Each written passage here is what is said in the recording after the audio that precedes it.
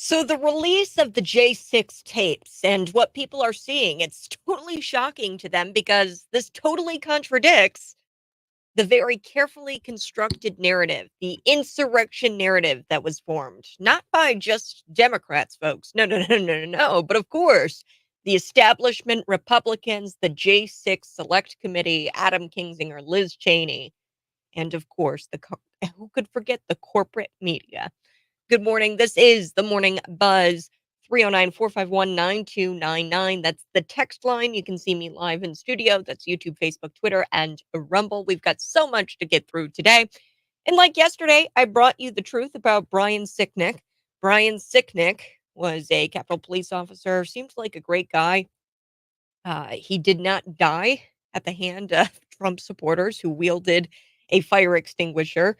The New York Times, of course, reported that on January 8th of 2021. That was a lie. We went through his autopsy and proved that the coroner ruled his death. It was two strokes. Tragically, he died of two strokes. And then I explained how a canister was misfired by a fellow Capitol Police officer, and this canister of gas just emanated down this line of police officers on the west side, the Capitol Police officers.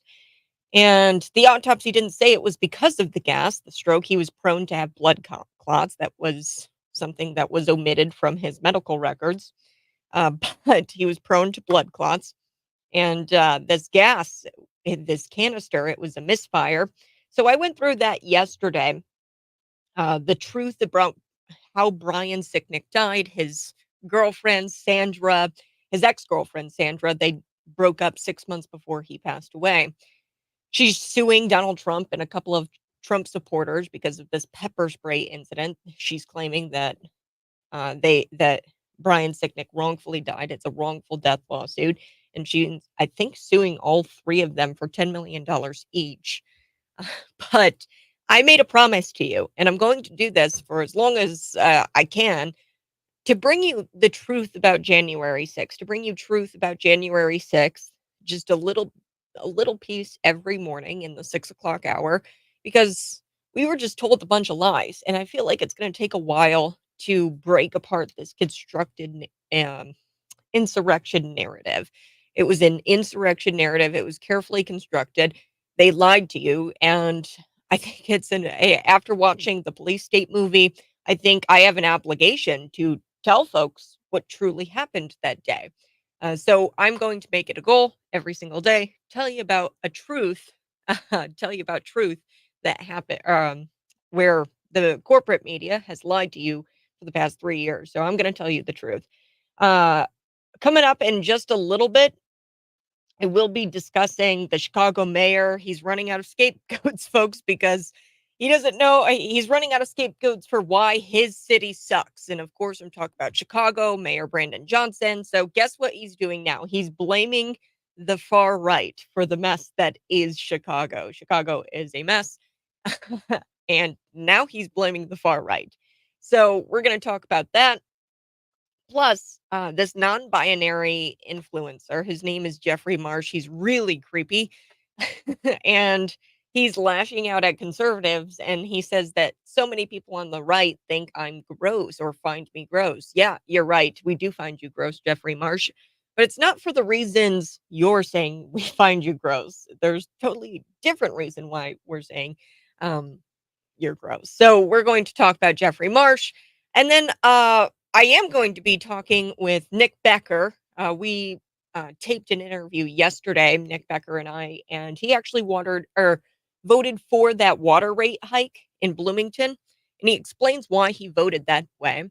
Sheila Montney, Kentley were the only two who did not vote for the water rate. The water rate is going to double. For example, let's say your water rate is $13 right now. Your water bill is $13. By 3 years from now, 2026, you could be paying $40. I mean, it's a substantial hike. So we're gonna. I pressed Nick Becker, and I think it's a really incredible, explosive interview. So you're gonna want to stay tuned for that. He's a Bloomington City Council member. So back to January 6th, and I want to talk about this morning. because I've made a promise. I said yesterday I'm going to make sure I bring something about January 6th every single day.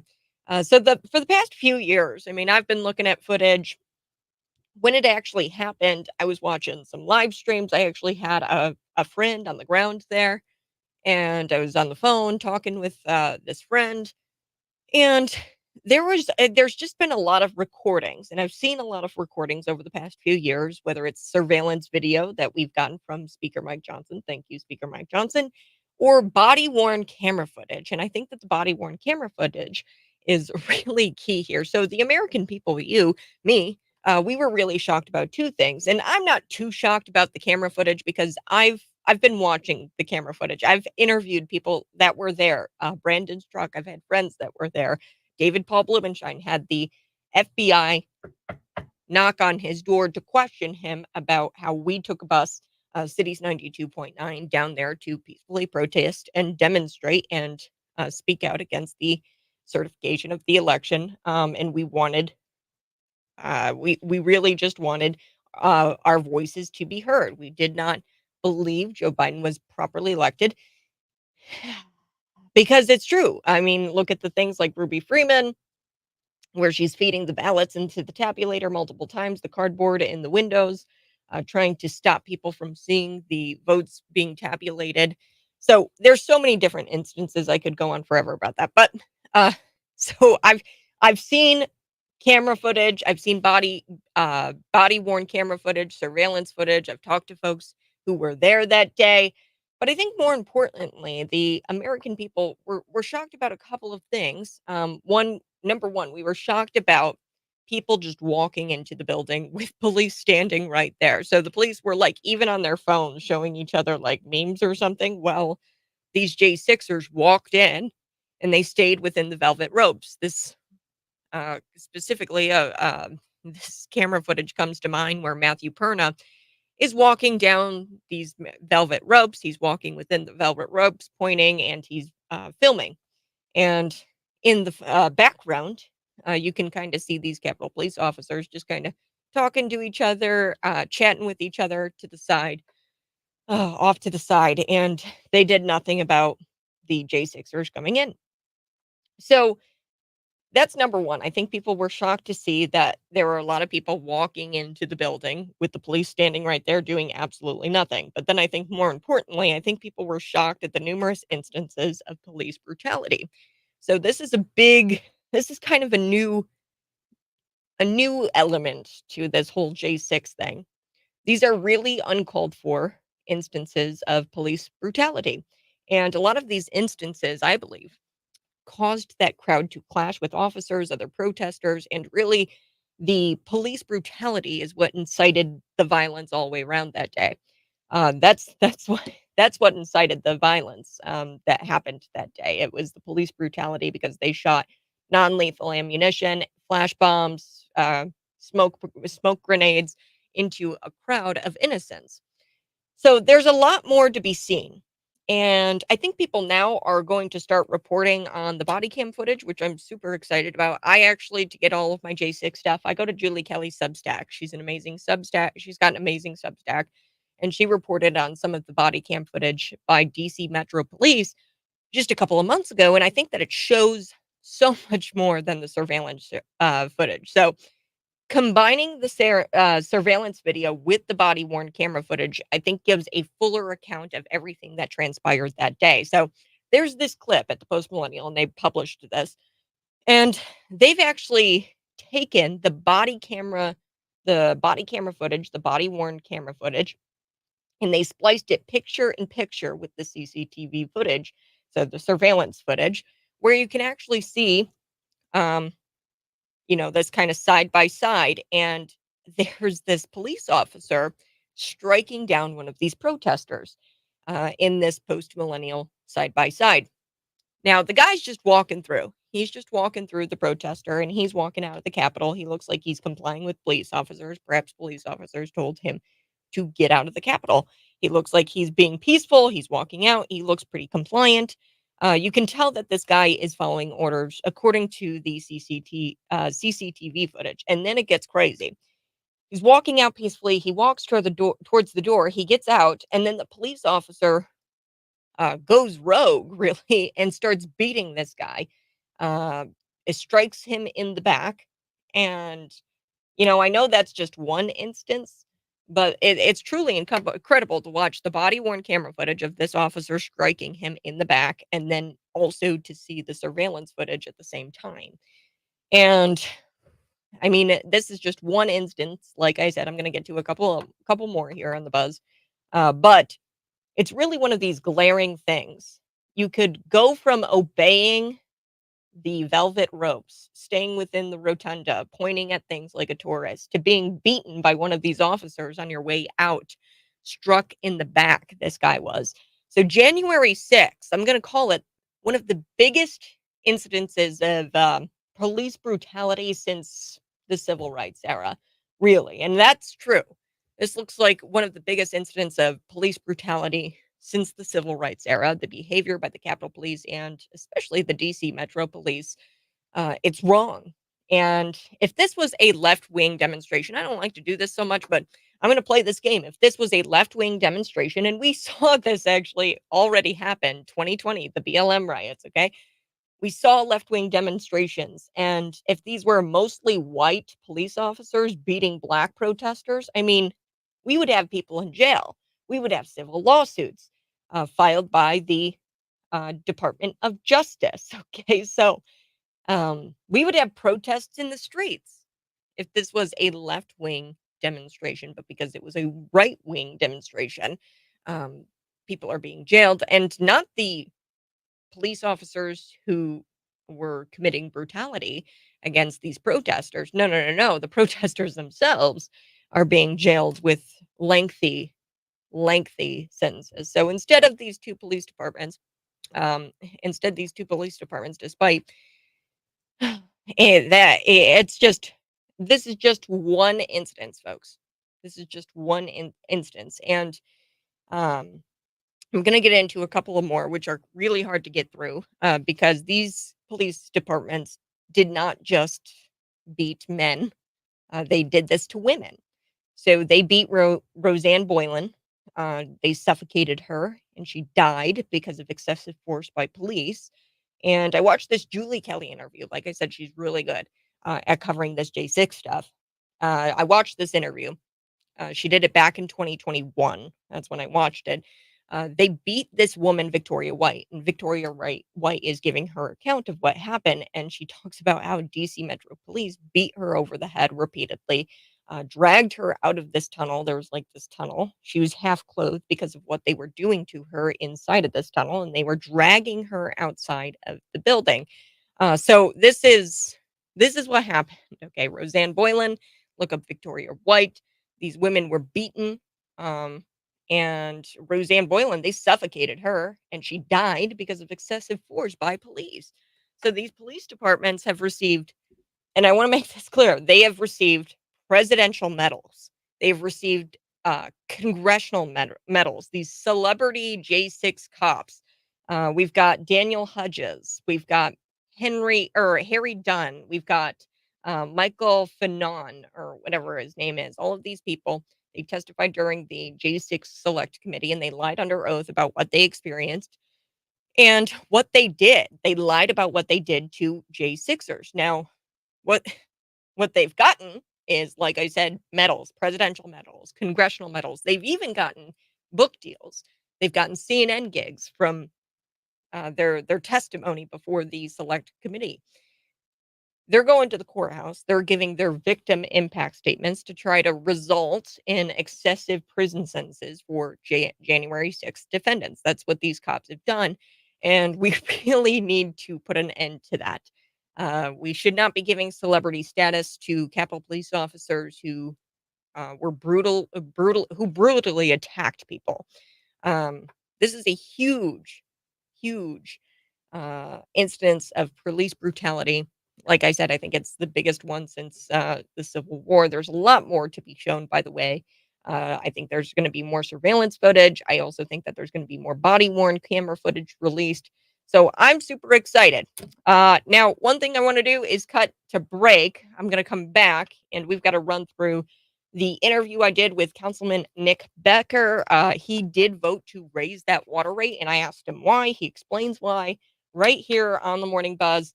As always, live on YouTube, Facebook, Twitter, and Rumble. We'll be right back.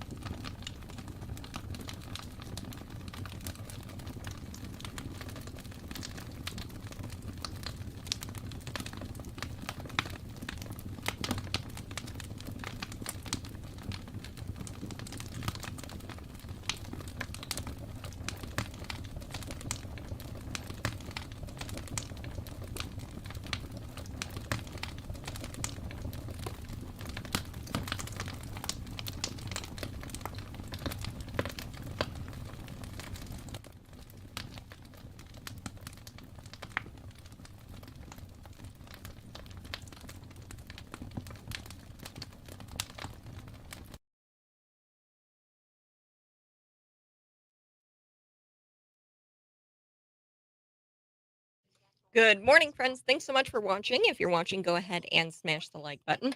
I'm going to get on that. Thank you so much for pointing that out. Yes, it is not going to be in the 70s today, but I will fix our weather forecast for you here coming up in just a little bit. And Dan, you should provide the time when you see people just walking into the Capitol past police. Um, I also can't find where it said that Babbitt scaled the wall disinformation. People said that Babbitt did scale the wall. She did not scale the wall and punch out that window. I will provide all those details to you, Dan, in just a second.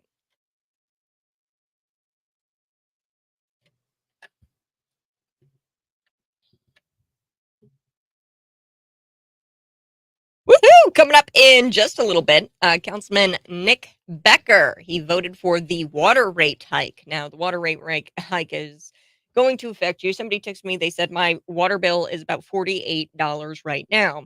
The $48 right now, that is probably going to double. So just multiply that by two. And by end of like 2026, you probably will be paying about $100 for water. That's kind of how the math goes, from what I understand. We are going to be talking with Nick Becker about it. I taped an interview with him.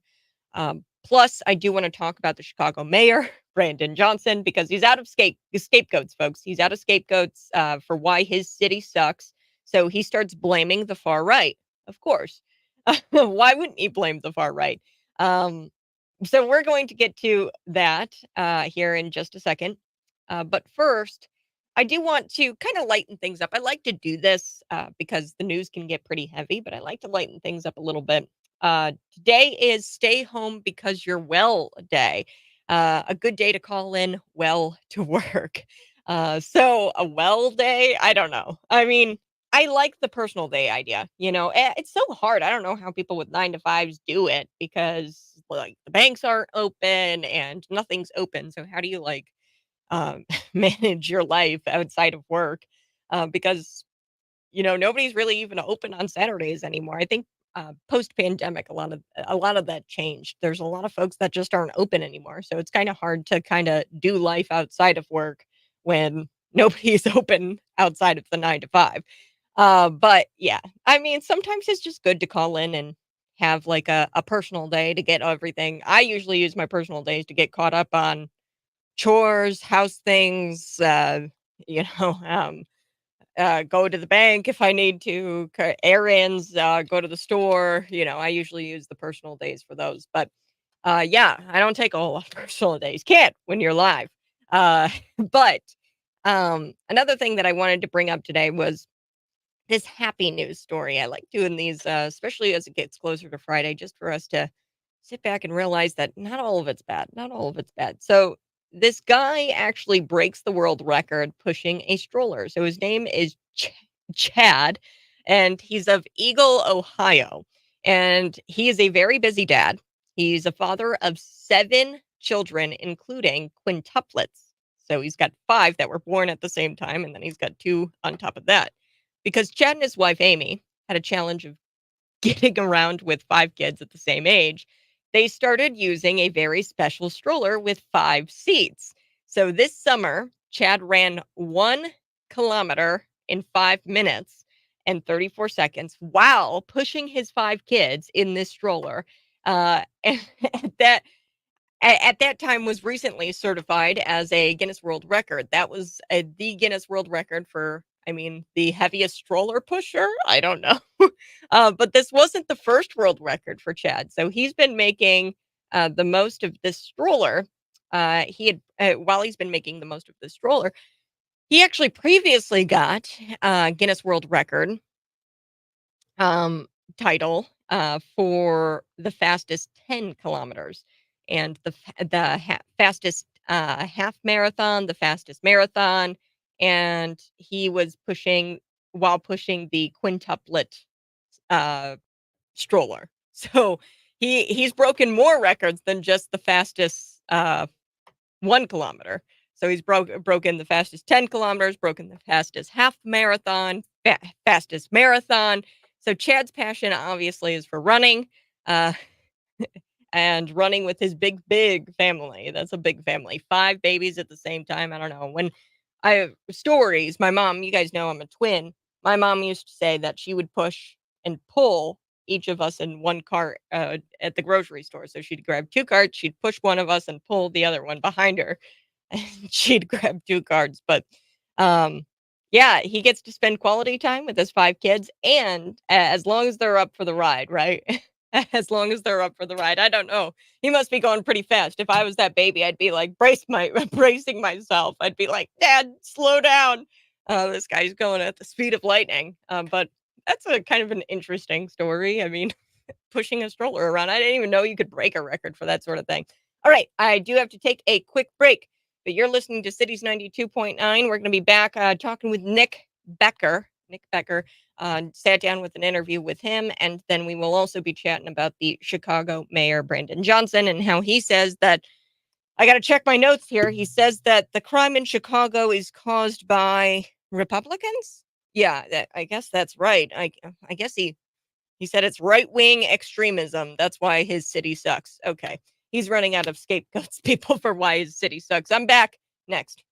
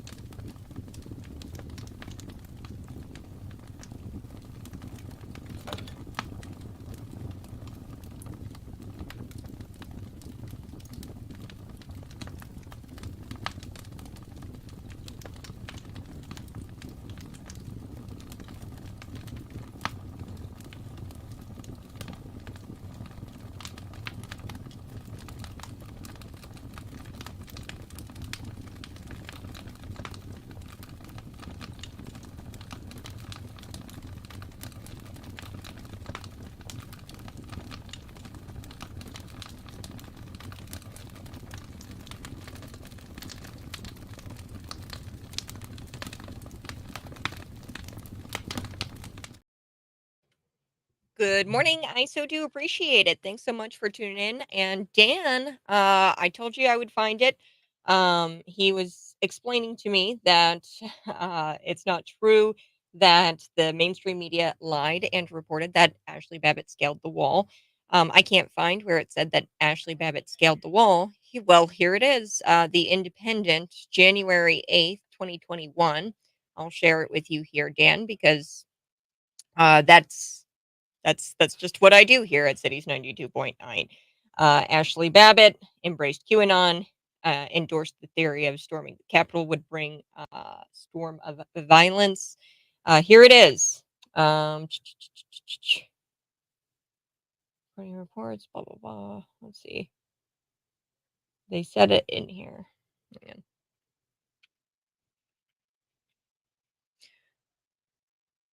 She was shot by Capitol Police and she attempted to break into the House chamber among other rioters who scaled the walls and stormed the Capitol Congress on Wednesday.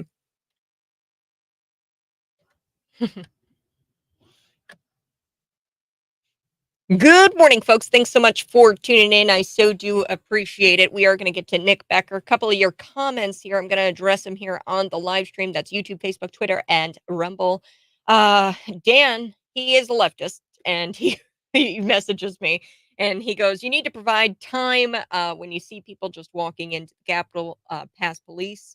I also can't find where it said Ashley Babbitt scaled the wall. That's disinformation. So I've talked about Ashley Babbitt a whole lot on this program, and I've told you guys that I'm going to make it a point to talk about something, to talk about the truth when it comes to January 6th every single day, as long as it takes me to get the truth out there. Yesterday, I talked about the true story when it comes to Brian Sicknick. He was not beaten by Trump supporters. The New York Times on January 8th, 2021, they reported that Trump supporters took a fire extinguisher and bludgeoned him to death. That's not true. The autopsy says that he died of two strokes a day later, I believe. Later that night, he fell. He was seen in the Capitol, this according to surveillance footage.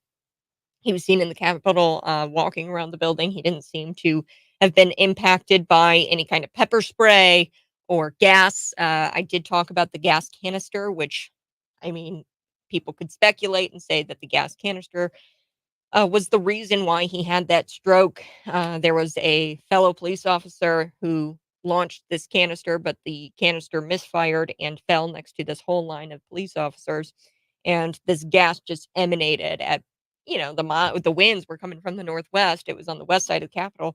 It was just blowing this gas into the faces of the officers. You can actually see on video that the officers were throwing up.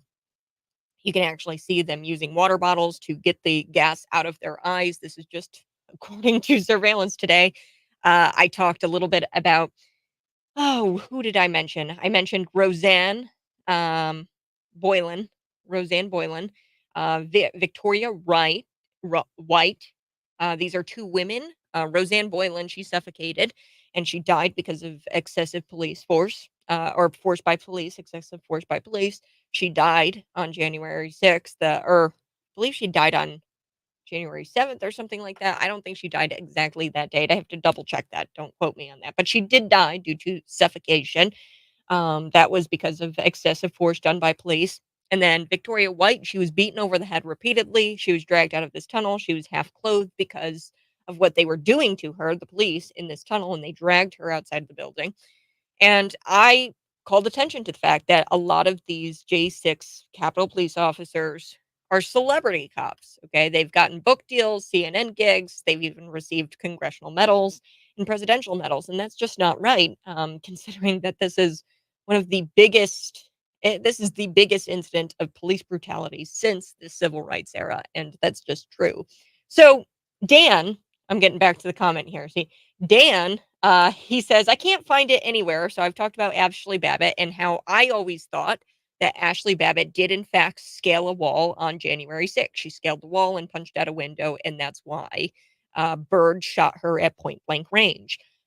However, that is not true. There is plenty of video footage featured in the police state film that shows that she was walking through the Capitol. She was on the second floor, and it was a door that she actually was walking through. She kind of crawled through this door. It's a door inside of the building, And like a lot of doors, it kind of like is similar to a front door. It's got some glass in there. The glass was already broken out. She didn't break out that glass. It was somebody else who broke out that glass, and she just kind of walked through this door that was already damaged from other protesters. So Dan, he goes, I can't find it where they said that Ashley Babbitt scaled a wall. That's disinformation. Well, no, no, no, no. Here it is. The Independent reported this on January 8th of 2021.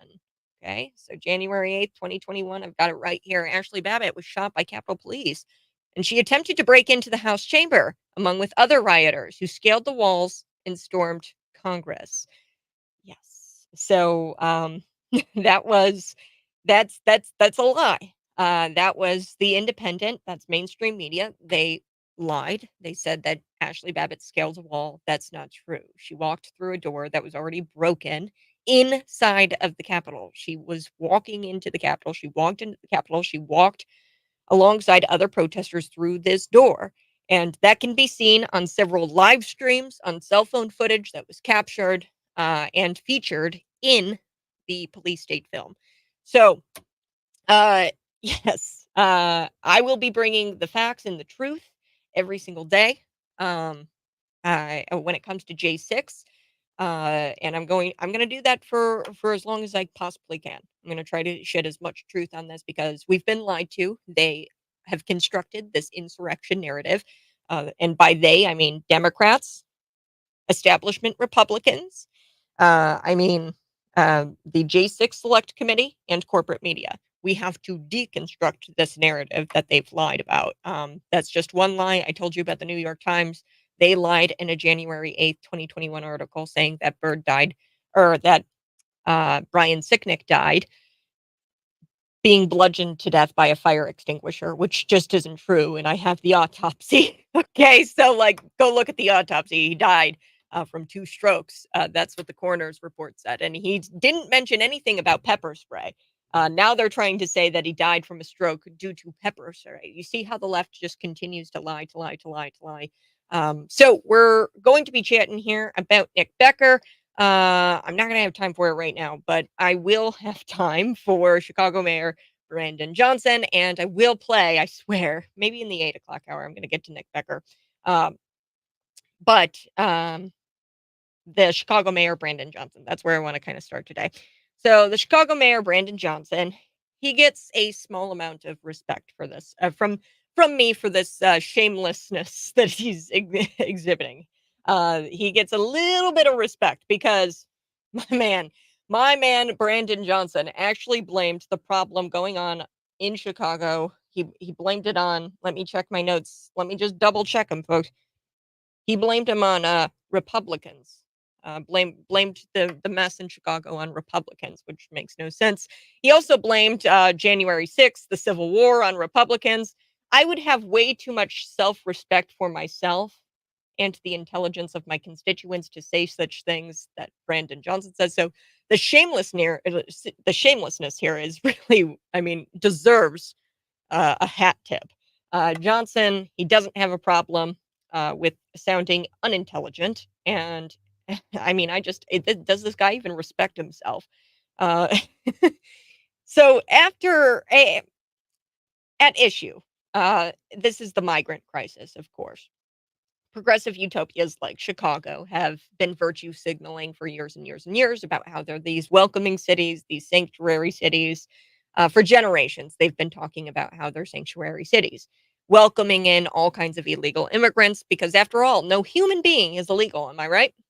So when Joe Biden's incompetence caused this massive crisis on the border, and overwhelmed these small border towns, Governors DeSantis, Abbott, they arranged for these undocumented migrants to go to these sanctuary cities because they continue to virtue signal saying that they're welcoming. So why not ship them up there? So they would be welcomed with open arms in places like Chicago, right? Enter in Mayor Brandon Johnson to address the issue. Don't blame his policies. No, no, no, no. Blame the MAGA Republicans for this border crisis. I mean, I swear, is Juicy Smollett the speechwriter here? I mean, who told him that this would be a good thing to say? Here we go. Let's take a listen to Brandon Johnson yesterday. Roll the tape. Is a very raggedy form instituted by right-wing extremism. Everyone knows that the right-wing extremism in this country has targeted democratically ran cities, and quite frankly, they've been very intentional about going after democratically ran cities that are led by people of color.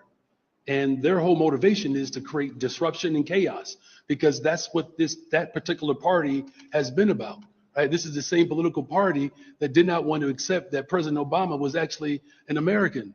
It's the same Republican right-wing extremism that stormed the Capitol. It's the same right-wing extremism that refuses to accept the results of the Civil War. It's raggedy. It's disrespectful. It's mean-spirited. It's an unclean spirit, quite frankly. And so I got you. I got you. I just want to make sure that people understand what we're facing. That's why it's so important that the faith community is leaning in this moment. Well, there has to be better coordination. Oh, gosh. No, Brandon Johnson, stop it. Stop it. So the last Republican mayor of Chicago was Bill Thompson. And you want to know when that was? 90 years ago in 1931. That's the last time Chicago had a Republican mayor.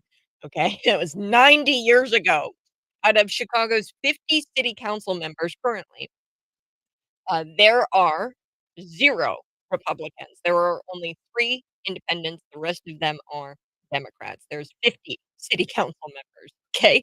Joe Biden, who's incompetent, started this whole border crisis anyway, got over 74% of the vote in Chicago, the Chicago vote, in the 2020 presidential election. Brandon Johnson thinks the voters are stupid. However, the voters are the ones who elected Brandon Johnson and keep electing progressives to run the city into the ground. So we might actually have a point there. Maybe the voters are stupid in Chicago. But yes, and should I also like Abraham Lincoln? He brought up the Civil War, and he goes, "The Republicans can't accept the results of the Civil War." Wait a second, Abraham Lincoln was a Republican, my guy. Have you heard of the Emancipation Proclamation? It's always been Republicans. Republicans have always fought for human rights. I mean, we're fighting for it now when it comes to abortion. We're fighting, or we fought for it in the Civil War time. I mean, Abraham Lincoln was a Republican and quite literally freed the slaves with the Emancipation Proclamation. So, what are you even talking about, Brandon? All right, I'm back next on the buzz.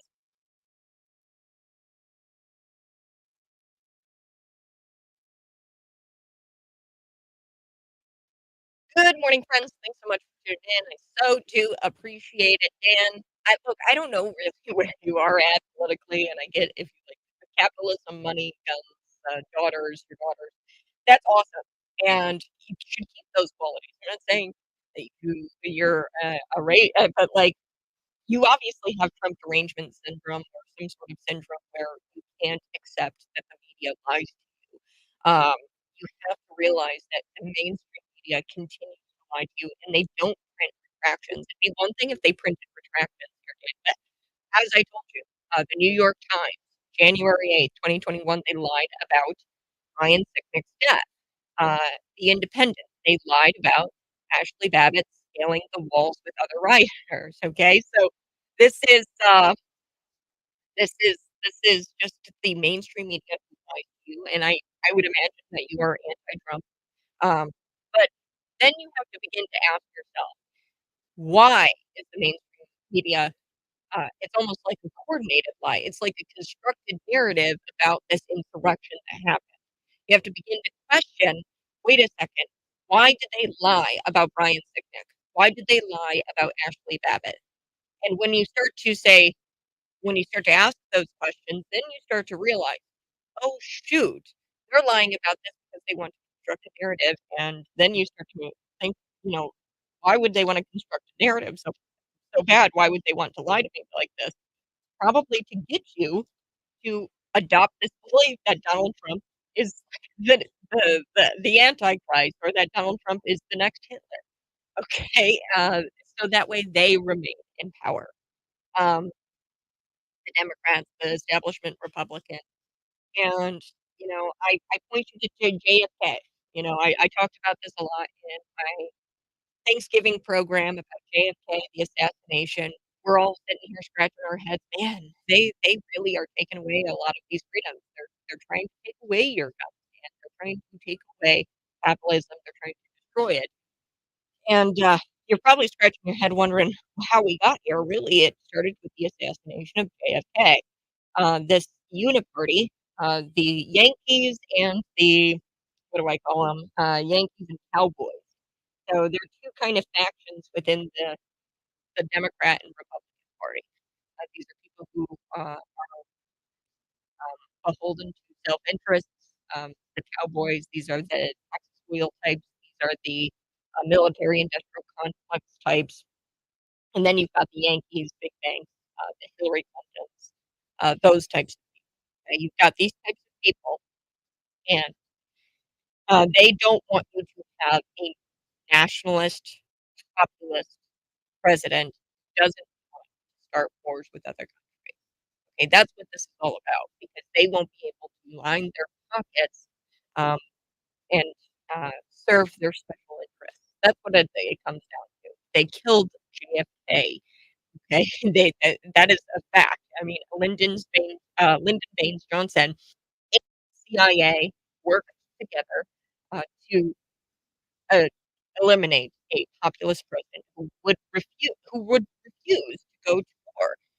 They tried to get him to go to war multiple times by lying to him. His own intelligence agencies were lying to him to try to provoke him into some sort of war, but it just wouldn't happen.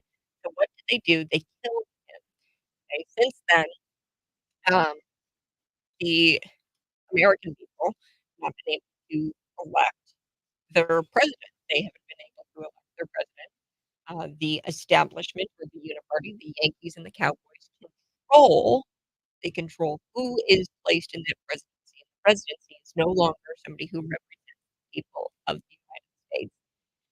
And they're doing the same thing with Donald Trump, except they haven't killed him yet.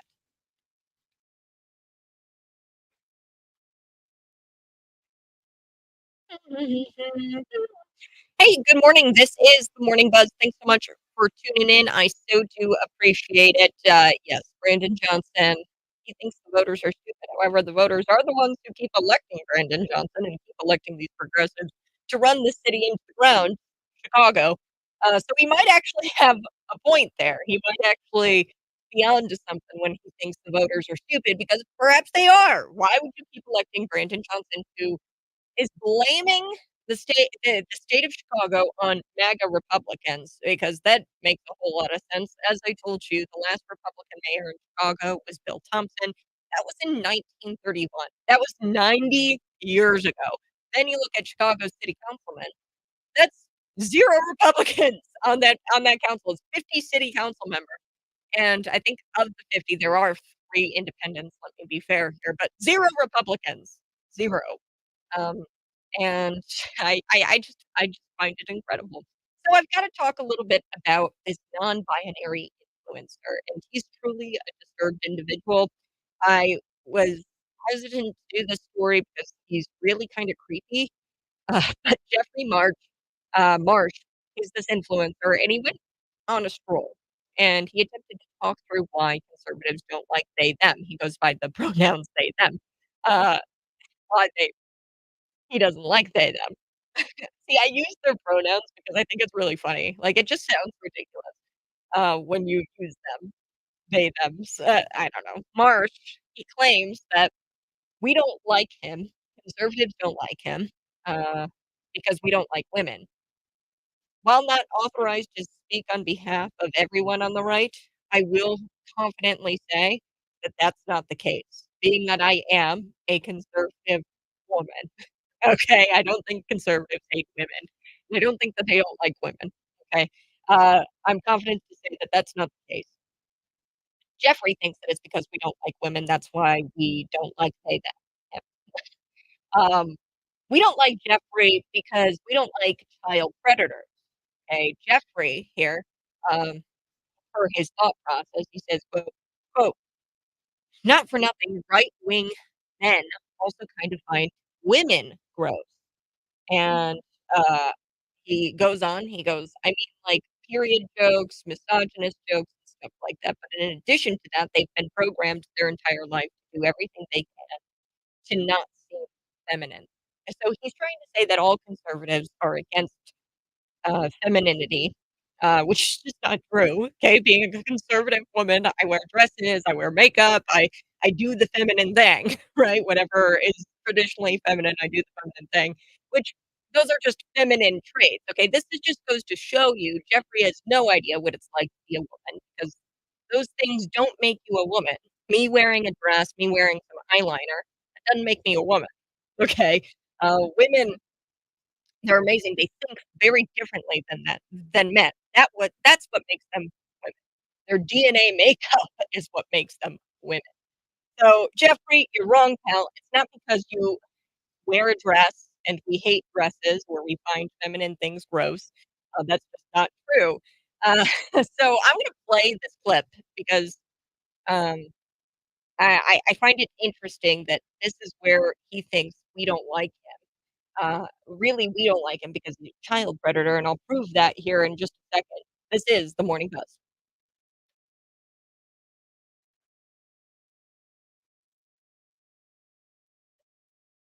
Good morning, friends. Thanks so much for tuning in. If you're watching, go ahead and smash that like button. So we are going to get to Jeffrey Marsh here. We are also going to talk a bit about the Michigan governor. She signed this legislation to eliminate fossil fuels. Oh, also jobs, reliable energy, the middle class. Yeah, that's what this legislation does. It's disturbing. But also I wanna talk about we've been talking about women, what makes women women, what makes men men. This is an interesting story out of Chicago. There was this one male offender on a Chicago street, and it took they didn't even get him, he ran away. 4 women cops to try to subdue him, but they were unable to subdue him. So this is kind of something that sparked controversy up on the interwebs because people are talking about the fitness requirements of police officers. No, I don't think that women should be police officers. That is not what I'm saying. I'm saying there is a specific role for women police officers, and they should be paired up with men when responding to situations where there is a male shoplifter. Okay, there are certain things women are able to handle, and there are certain things men are able to handle. It took 4 women to not even to subdue. I mean, 4 women could not get this guy. And women, I mean, they look fit in the video, not like they aren't fit. Um, they look pretty fit, but clearly they're not fit enough to be police officers. If it takes 4 of you to try to bring down an assailant, um, perhaps, your fitness requirement you should have more stringent fitness requirements in order to be a Chicago police officer anyway. Um, this is this is crazy, how these 4 women weren't able to subdue him, but then it gets even crazier because there's leaked audio from dispatch telling the women, to just leave him alone, because he's a shoplifter, and they go, "Eh, if it's just shoplifting, just leave the guy alone," which was like, "What? Leave the guy alone?" And he's like, if it's just shoplifting, just leave the guy alone." "What do you mean?" "And just shoplifting, just retail theft." Uh, no, it has there is no such thing as just retail theft because real retail theft has a domino effect on society, and I'm sick and tired of this, like, "Oh, it's just theft" thing. That's a terrible, way to put it, just theft. No, that's against the law, and we should get people in cuffs and take them to jail when they steal things, because it's against the law to steal. Um, but this, catch and release or like, what is it? No chase, that's what they're called. No chase policies, placed on, police officers, that needs to go, like, right away. Get out of here with all of that. So, we're gonna be back chatting a little bit about that, plus I am going to try to play that Nick Becker interview. If I don't get to it in the 7 o'clock hour, because I do wanna get through these stories, then get to the Nick Becker interview, it will be here in the 8 o'clock hour, but Nick Becker did vote to increase, the water rate. A lot of people are gonna be paying double from what they are now, 3 years from now. So that's a big deal, big deal. We're back in just a couple of minutes. looking at a bit, and smash the like button if you're watching, that helps me out, and be sure to subscribe to my YouTube channel, visit cities99.com.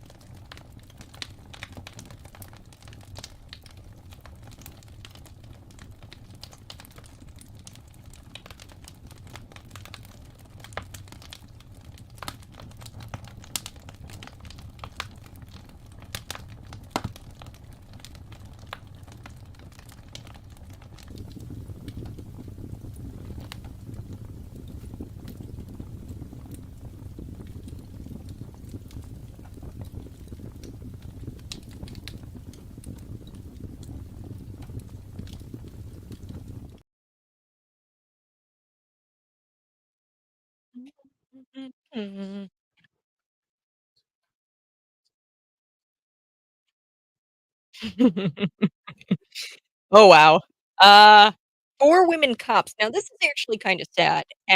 These 4 women cops in Chicago, they were unable to subdue 1 male offender on a Chicago street, and this is of course, sparked up a conversation about and has raised debates over, standards of fitness. Now, I'm not saying women cannot be police officers, however, there has to be some sort of fitness requirement, right? And we've been, over time, just lowering the standards. We've been lowering our standards for fitness, not just in, uh, for law enforcement, but also military. This is a big deal because these 4 Chicago women police officers, they struggled to arrest this guy who was a suspected shoplifter, and the video, of course, has gone viral. But it gets even crazier than that because there's leaked audio from the police dispatch saying something that you're just not gonna believe. But I'm gonna hold off on that story, so you're gonna wanna stick around, that story coming up in just 5 minutes. The first story I wanna hit this hour. Let's talk about Jeffrey Marsh. Jeffrey Marsh is a very disturbed individual. When I think child predator, this is the guy that comes to mind when I hear the words child predator. I automatically think of a guy like Jeffrey March. Marsh. He is a influencer, and he actually went on a little stroll, and he attempted to talk through why he thinks conservatives don't like they them. He goes by the pronouns they them. It just sounds ridiculous. Like, have you ever tried to use somebody's pronouns? Especially if they use the they them pronoun, it's odd. It's plural. What are you doing? But Jeffrey Marsh uses the they them pronoun, and Jeffrey Marsh, he claims that conservatives don't like him because they don't like women or uh, feminine attributes. They don't like, makeup. They don't like dresses. They don't like the color pink. I, as somebody on the right, and I am not authorized to speak on behalf of everybody on the right, but I can confidently say that that's not the case, being that I am a conservative woman, and I wear dresses, and I love eyeliner, and I love, mascara, and I get my nails done, I every couple of okay? But that's not what makes me a woman, and this is what's really screwed up about Jeffrey's thought process here, because he thinks that people hate him because he's a woman, and his definition of woman is somebody who, subscribes to feminine attributes. That's just not true, right? I mean, I tell this story all the time, and I am still a bit of a tomboy. I've got a truck. I love, shooting guns, I love fishing, I love camping and kayaking, and I would rather hang out with my brother's friends than any woman my age, to be honest, because, women hobbies are just kind of boring. I do love my hobby of going to the nail salon, every couple of weeks, that is just something that I splurge, and I just have to have my nails done. That's what I do. But I was a bit of a tomboy growing up, wore, um jeans and a t-shirt, refused to wear dresses, did not, do the girly thing, hated having my hair done, wanted my hair short, right? And I think really what it was growing up with a twin brother, I looked up to him, and I really just, was a tomboy. Now, my mom didn't go out and put me on hormone blockers, she didn't put me on, synthetic hormones or start shooting me up with testosterone, okay? Because that's not what makes me I grew up later to really enjoy dresses and getting my nails done and getting my hair done. Uh, so but that's not what makes you a woman, and Jeffrey is just he's a disturbed individual, and that's what's really sad about this whole thing. Now, when I play this clip for you, you're gonna recognize him because he's just gone viral on so much. You're gonna recognize his voice. You can see me live in studio, YouTube, Facebook, Twitter, and Rumble, and I'll roll the tape. Uh, Here we go. So people on the right find me gross. They find trans people Yeah. gross, Mhm. icky, and not for well, men on the right wing find us gross, and not for nothing. They also kind of find women gross too. I mean, like period jokes and misogynist jokes and stuff, and it all sort of is like a jumble. But in addition to that, they've been programmed their entire life to do everything they can to not seem feminine. Feminine is the worst thing you could be, right? Speaking of misogyny. So I am both gross, but also triggering. And as somebody who walks the earth as gross and triggering, I will tell you, none of that is my responsibility. Not anymore, anyway. Oh my. So people on Such a disturbed individual this man is. But Jeffrey, no. Um, no. Just no. Any issue people on the right and in the middle have with you isn't that you're feminine or sell hygiene products or wear makeup, that you have or hygiene products like tampons, that you really have no biological use for. No, that's not why people on the right and in the middle, folks, and if you're not an extreme leftist, you believe this too. It's that you target children. You target children, you encourage them to communicate with you without their parents knowing, which is disturbing and red flag, red flag, red flag, your child predator. Don't believe me? I've got more tapes from Jeffrey Marsh that prove this. And real quick, before I move on to this tape proving that this guy is in fact a child predator, he checks all the boxes, folks. And that's not me saying it. That's actually the you're gonna love this the Rape, Abuse, and Incest National Network. Okay, they've got clear indicators. Hey, here's the signs that you might be dealing with a child predator. And they've released all of this and the facts about child predators. And he checks all of the boxes. This guy does. Um, Now, before I get to this clip, really quick, he brought up something and goes, men on the right, they don't like me because I'm feminine. I know plenty of men on the right. My dad, right, bought me dresses growing up. Okay, I don't think my dad hated femininity. He has a wife. He married a woman. Okay, like conservative men typically marry women. They wouldn't marry women if they hated feminine qualities that much. So here we go. I want to play this for us.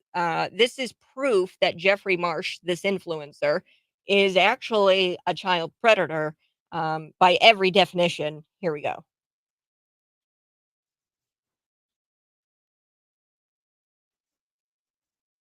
That's why I made a Patreon, so that we could talk about it, so that we could connect in a way that has more privacy, so that we could talk to each other in a way that's more open and stuff that we wouldn't share like in the comments of a video like this.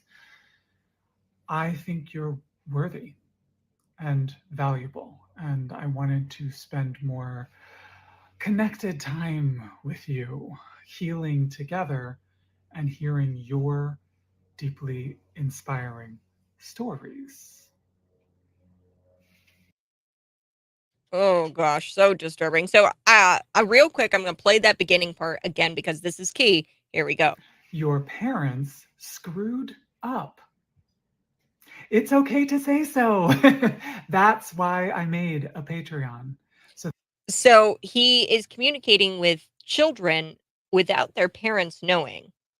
But it's not even just this, okay?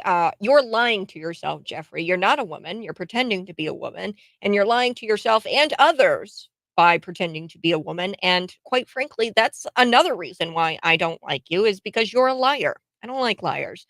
And I don't like that you're attempting to turn kids against their parents.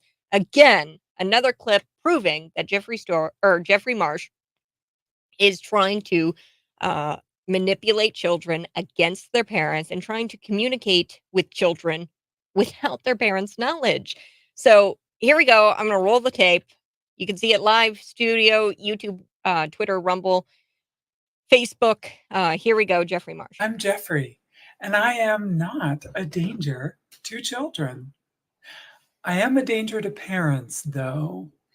I'm a danger to any parent who selfishly and egotistically insists that a child not be themselves in order to fulfill their parents' ego, their parents' legacy, their parents' wishes. I'm an emblem of freedom for all people, I hope, including young people. Hmm. Disturbing. Very disturbing.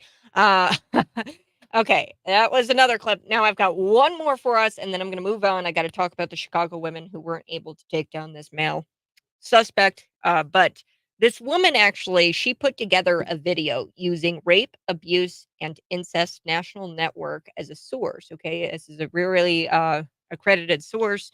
This is a national network that talks about, hey, here are the signs, here are the red flags to know if you're dealing with a child predator. Okay, and this literally makes my skin crawl. And kudos to the woman who put this together. She used the source. The acronym is RAIN, RAINN. Go to RAINN.org if you want to see what they say about child predators and what to look for. Everything they say to look for is actually Jeffree Star. So she put this is like a spliced video. She used the sources and then she played the clips from Jeffrey Marsh proving that he is all of these things. Here we go.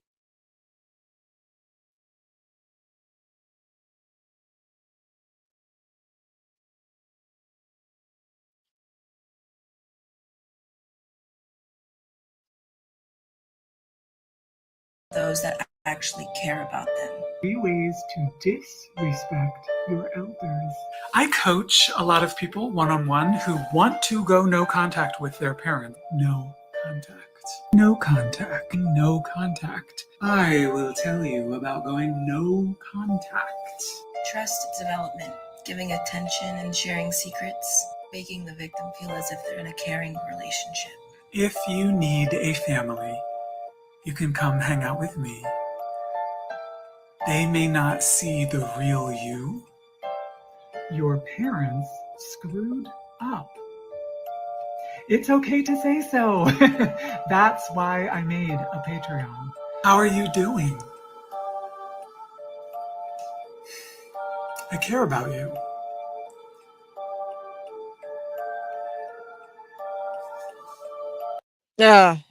So she goes through and she lays it out, what signs to look for. They take the victim, they try to make the victim a victim by telling them that they are a victim and that they have these vulnerabilities. And then they isolate them from their loved ones, i.e., their parents, and they encourage them to not have any contact with their loved ones. And then they turn around and they say, I'll care for you.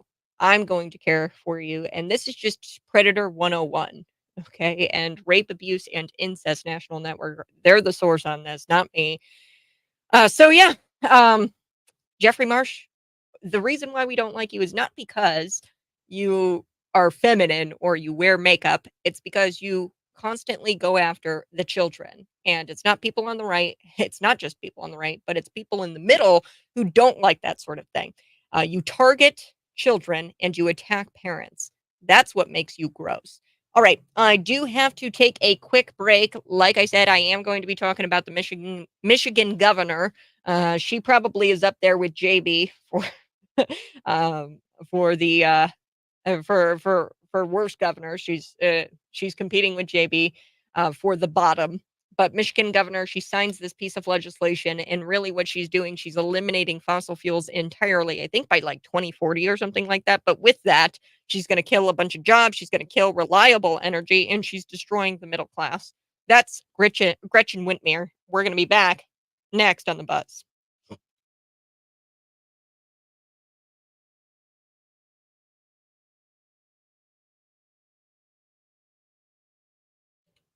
Good morning. Hey, thanks so much for tuning in. I so do appreciate it. If you're watching, go ahead and smash that like button. Smash that like button. It really helps me out, folks. And if you subscribe, it even helps me out more. So, gonna get to some of your comments here. Love conservative cat. She's a cool cat. Oh, I love you, Danny. Thanks for tuning in. I so do appreciate it. Let's go through the beef. The beef is good. Dan, take it from an eyewitness. Several windows were broken from the inside. With the camera crew filming. Shortly afterwards, they opened up the doors and let people in. Um, the fascination he has with the topic of children. Yes, it's disturbing. And I'm just waiting for that headline to crawl across my screen one day here that says Jeffrey Marsh has been charged with something. Um, I'm just waiting for that to happen. This guy is a disturbed, very disturbed individual. And he says that we think he's gross because he wears eyeliner. He's a man who wears eyeliner. Really, I don't really care. I mean, that's your sin. It's not my sin. I really don't care, okay? I think that it's a lie, and I love you enough to tell you that you're lying to yourself and lying to others. That's another thing that makes you icky. Lying is just icky. Um, but really, what makes you disgusting is targeting youth, targeting troubled youth. Yes, Chad, you are right on when describing. He's targeting troubled youth, and in fact, he's actually just targeting youth too, and then he tries to make them troubled. So that's from the rape, incest, and oh gosh, what was it? Rape, incest, and abuse national network, this national network, that they as a source have done the science. They've done the science, they've done the research to describe what child predators are like, to describe what predators are like. And what they do, they take their victims and they try to convince them that they are in fact troubled or that they are in fact vulnerable. Okay, so that's Predator 101. So he tries to tell these trans kids that they are the victim. And then he goes in and then he isolates them away from their parents. And then he says, I'm caring. I'm the one who is going to help you. So, yeah, disturbing. Like I said, I am going to be talking about January 6th every single day in the 6 o'clock hour. I might revisit it here in the 8 o'clock hour if I have time.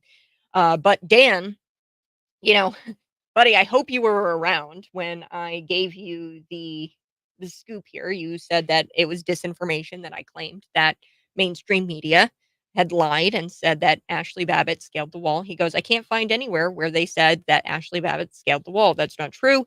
I shared with you the Independent article from January 8th, 2021. Quote from the Independent article. Ashley Babbitt was shot by Capitol Police as she attempted to break into the House chamber. Among other rioters, she scaled the wall and stormed Congress. That's a lie. And I know it's a lie because we've seen the tape now. Lots of live camera footage of people filming, and we know that Ashley Babbitt was inside the Capitol. She was crawling through a door, kind of. She wasn't even really crawling through, just kind of moved through this door that was already busted in inside the building. It was already kind of busted in, and it wasn't a window. Okay, so they said that she was scaling the wall. Um, let's see, smashed a window, um, and she had a Trump flag dragged around or draped around her. This is how they describe Ashley Babbitt in the article, the Independent article, on January 8th, 2021, and that's just not true. That's just it's just not true. She went through this door that was already busted in. She didn't smash the window. And we have video footage that proves all of this now because Mike Johnson has released those tapes. I also spoke with you guys yesterday about Brian Sicknick. Brian Sicknick, the New York Times reported that he was bludgeoned to death by a fire extinguisher. That's not true. The autopsy says that he died of two strokes. He had two strokes. He had blood clots in near his brain, and he died. He later collapsed that night. Okay, so it was at nighttime. It wasn't during the day. This 2 o'clock, 2:30 hour. Now at 2:30, this line of police fell on the west side, and that is what caused protesters to come in. But it wasn't the protesters who broke up this line of police. It was actually the police themselves because they misfired canisters of gas, and the canisters of gas just took over and emanated down this police line. You can see in video cops coughing, they're vomiting, they're trying to get the gas out of their eyes by pouring water bottles on their faces. So, like, this is all true, and I want to make sure that we deconstruct this insurrection narrative because uh, Andy Swan, you are exactly right. There was a camera crew filming that day. It was Nancy Pelosi's camera crew that day.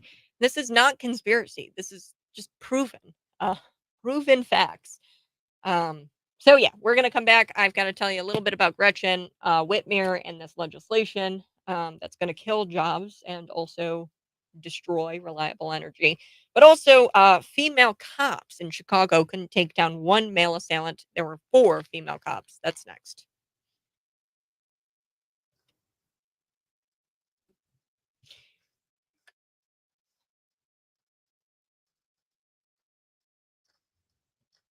No one on the right, nor anyone who is an active Democrat.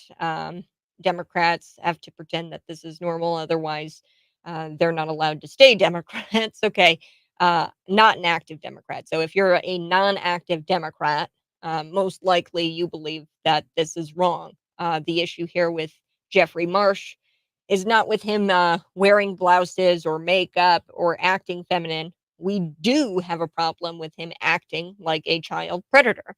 Uh, one who has rose in popularity on social media, on his social media platform, with people under the age of consent. So he has been targeting children. He's attacked parents, and that's what makes him gross. So most Democrats who are unactive, and like I said, Democrats who have to pretend this is normal, otherwise they're not allowed to stay Democrats. So inactive Democrats and people on the right just believe that it's wrong to target kids and to turn kids against their parents. That's like Predator 101. Okay, I do want to talk about these women cops and how they were unable to subdue this one male officer in Chicago. So, a group of female officers were seen struggling to arrest a man who was a suspect for the shoplifting that took place. Now, this video has gone viral of these women trying to take down this one male assailant. And this has kind of sparked some debates over the standards of fitness that law enforcement are required to meet. And really, we should have stricter standards because these women could have gotten really hurt. Now, the Daily Mail reports that the footage shows an attempted arrest in which four females were trying to book a single male. Shortly after, the female officers tried to detain the man. He begins physically struggling with them and manages to break free and run off. So he's gone. But the story gets crazier because I've got leaked audio from dispatch, and the female officers are communicating with dispatch. They're trying to explain how they can't get this guy arrested. They can't get cuffs on him. They can't really get this guy subdued or detained. So I want to take a listen to the dispatch audio. Then we're going to break it down. Here we go. Here's the Chicago Police dispatch scanner. 2210. Yes, sir. If we can't contain them and it's just a retail theft, let them go. He has a cuff on the fly. I'm sorry, you had what? He has a cuff on him. He's got a cuff on him already. To 10, you copy? 99. Wow. So that is the dispatch audio of the Chicago Police dispatch. And they said that, hey, if you can't contain him, it's just retail theft, so let him go. And then the female officers responded. They said, well, he's already got a cuff on him. Like they managed to get a cuff on him. But debates have kind of arisen here discussing the fitness of current police officers. And I think it's clear that if they want to meet a quota for women in law enforcement or diversity or whatever, they need to start hiring trans women to fill that female quota. That way, they'll be able to check off women and women while still getting police who have so much strength and have as much strength as some sort of random man that they're supposed to be arresting. Okay, so maybe you need to start hiring trans men in law enforcement to meet this quota for X amount of women, because believe me, agencies departments everywhere, they have to meet a diversity quota, and they have to have X amount of women in the department because they've got to meet this quota. I think that they should start hiring trans women because these trans women, they have like ridiculous amounts of strength for women, obviously, because they're not women, they're men. But they need to be hired to fill this quota because they'd have as much strength as a random man, these trans women. And I love how the dispatch audio, it says just retail theft. There is no such thing as just retail theft. It's a domino effect that affects the rest of us, even if not directly. Okay, so retail theft affects us all. This no chase policy, it's got to change, and people need to be held accountable for the crimes they commit. Okay, that's just this no chase idea, and that they said it in the audio. They said just let him go. That's ridiculous. And retail theft, it's not a victimless crime. Even if it doesn't affect you directly, say you're not a shop owner, okay? Prices go up, they start to lock things up. I mean, in San Francisco, we've seen it. They start to lock up things like deodorant. So you have to call a grocery attendant. You have to call somebody, press a button. It's a press here to call an attendant to unlock the deodorant from the locked up shelves behind the case. They're putting deodorant behind a locked box, so you can't even get deodorant anymore. So it affects us all. Retail theft, and we need to hold people accountable for the crimes they commit. And this no chase thing is just terrible. Chicago has greatly struggled with crime. You know that. I know that. Robberies in the city up 24% per the Daily Mail, with theft going up 4%. Motor vehicle theft is up 50% for 2023. So those are the 2023 numbers from the Daily Mail. They say, and probably it's even higher than that, if I'm going to be honest with you. They say that robberies are up 24%, theft is up 4%, and then motor vehicle theft is up 50%. 30 people were shot in Chicago over the Thanksgiving weekend. So that's crazy. Numerous other Chicago weekends have yielded similar results. 30 people shot is just another day in Chicago, often numerous deaths occurring as well. So that's what's going on every weekend in Chicago, every day in Chicago. 30 people shot, numerous people dying. It's a war zone. And we've got female cops who don't meet the physical requirement. I mean, these women look pretty fit. I mean, and that should just show you the difference between men and women. Now, I'm not saying that female officers shouldn't be a thing. I'm not saying females shouldn't be in the police force. I do think, however, females should always be partnered with a male. If you're going to have a partner in the car with you and you're going to be responding to a shoplifting, especially a male suspect, you need to have a man with you. There's no way a female will be able to overtake one male. I mean, it's just not true. There's just no way you'll be able to do that as a woman. 4 women couldn't even bring down one male suspect. The guy got away. So I do have to take a quick break, but we are going to be talking about Governor Gretchen Whitmer. Gross. She's part of this bandwagon of several governors who grossly overstepped their authority, issuing these draconian lockdowns. You had a governor who ordered his constituents to mask up, sit down, shut up. You were a part of these draconian lockdowns. Gretchen Whitmer, the people of Michigan, they were a part of it. So I've got to talk about this new legislation that she's got cooking, and it deals with energy. That's next.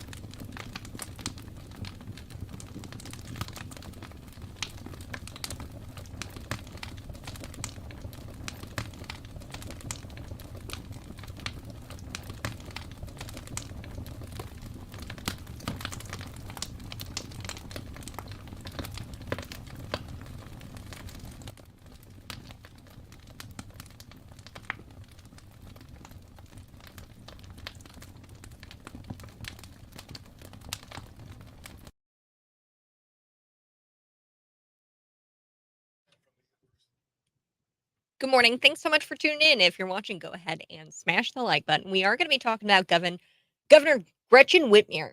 She's part of this bandwagon of several governors who grossly overstepped their authority by issuing these draconian lockdowns. You understand that if you're from Illinois, like me. Um, so they issued these draconian lockdowns, and they um, ordered their constituents to follow the science. Then and she's following the science now. And by science, I mean political science, because Whitmer has just signed 3 proposed energy bills yesterday, Tuesday. Today's Thursday, Tuesday, making Michigan a national leader with the most strict energy mandates in the nation. We're going to talk about it here on The Buzz. Subscribe to my YouTube channel.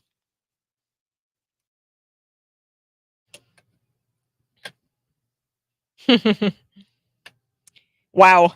Gretchen Whitmer. She's a lively one. Gretchen Whitmer, she was part of this bandwagon of several governors who grossly overstepped their authority by issuing these draconian lockdowns. They issued these draconian lockdown orders upon their constituents, and Whitmer, she followed the science then, folks. She followed the science, and she's following the science now. And by science, I of course mean political science. She's following the political science. We're going to get to that story here in just a couple of seconds. And in about 5 minutes, I'm going to revisit the January 6th truth, the truth about the tapes. So the release of these tapes and what people are seeing, it's truly shocking them. And I'm going to try to make it a goal here on the Morning Buzz, at least every morning, bring up one truth about January 6th. Yesterday, I talked a lot about Brian Sicknick. Brian Sicknick was a Capitol Police officer. He tragically passed away due to a stroke. The mainstream media lied. New York Times, they actually printed a piece on January 8th of 2021 describing how Trump supporters bludgeoned him to death with a fire extinguisher, which was just a complete falsehood, lie. That's false. And I deconstructed really this insurrection narrative yesterday when it came to Brian Sicknick. Today, I'm going to deconstruct it when I'm talking about Roseanne Boylan. That's a woman they beat and they suffocated her, and she died due to excessive police force that day. Excessive force done by police. And then I'm also going to talk about Victoria White, who was beaten over the head repeatedly. And we're going to talk about these celebrity J6 police officers because they've received things like congressional medals, presidential medals. They've even gotten gigs on CNN. They've got book deals, and it's disturbing. We really need to start to call this out because I think that these celebrity J6 cops are terrible people, and they are exploiting. I mean, they're exploiting this all for fame. They want to be famous. They want to get these book deals. And they are, of course, going to the courthouse. They're giving their victim impact statements. They're lying under oath. Uh, and they're trying to get these J6ers to serve these excessive prison sentences. And this is police brutality on such a broad scale. And I've said it before. I think that this is police brutality, one of the biggest police brutality incidences. I think it might even outdo the civil rights era. It might come close to that. I think it's the biggest incident of police brutality since the civil rights era, and that is true. We're going to chat about it here coming up in just a little bit. But first, I do want to get to Gretchen. I haven't gotten to her yet, but Gretchen Whitmer. Gretchen Whitmer, she signed this stuff on Tuesday. She signed 3 proposed energy bills, making Michigan a national leader on the most strict energy mandates in the nation. So this is disturbing. Let's take a listen. Today, I'm signing game-changing clean energy and climate legislation, and it includes a 100% clean energy standard to protect our air and water, the strongest labor standards in the country to create good-paying middle-class jobs, streamlined processes to build solar and wind energy faster, and better energy efficiency requirements to lower your utility bills. With these bills, Michigan will lead the future of climate action. We will protect our air, land, and lakes, and we will fight for future generations of Michiganders who deserve a better future. Let's get it done. Today, I'm signing game-changing. Okay, so that's Gretchen Whitmer, and she lays out her green energy plan. If you didn't hear it, I'm going to sum it all up for you. It's a package of bills that she's got cooking, and it's going to require utility providers to transition to 100% clean energy by the end of 2024. So-called clean energy. We know that it's not clean, but uh, this mandate is going to force utility companies to generate half of their energy through renewable sources by 2030, 60% by 2035, 100% by 2024. So this is a mandate. It's a incremental mandate. So they want half of their energy to be through renewable resources like solar and wind by 2030. Then they want 60% by 2035 of their energy to be through or renewable sources by 2035, 60%. And then totally like 100% by 2040, you have to be using renewable sources. So, what does 100% clean energy even mean? What does that mean? And how exactly will that provide environmental benefits? Okay. I think we all know how harmful the a forced transition to so-called renewable energy actually is. You and I understand that with such a manufacturing heavy economy, I think it's safe to assume that Michigan is on the path to failure with this one. They have a very heavy manufacturing economy, much like we had. A lot of that has been shipped out to places like China and Mexico. Our manufacturing, we understand that we're in the Rust Belt. Well, I don't know if Illinois isn't in the Rust Belt. We're but Midwest. We get it. Um, we used to be a very heavy manufacturing economy, and Michigan kind of still is, but they're on the path to failure with this one. Um, I'm no political scientist, so I probably don't know as much as unelected bureaucratic bureaucrats in Michigan uh, who are recommending these decisions, because that's exactly what's going on here. The unelected bureaucrats recommend these decisions, and it effectively destroys the economy.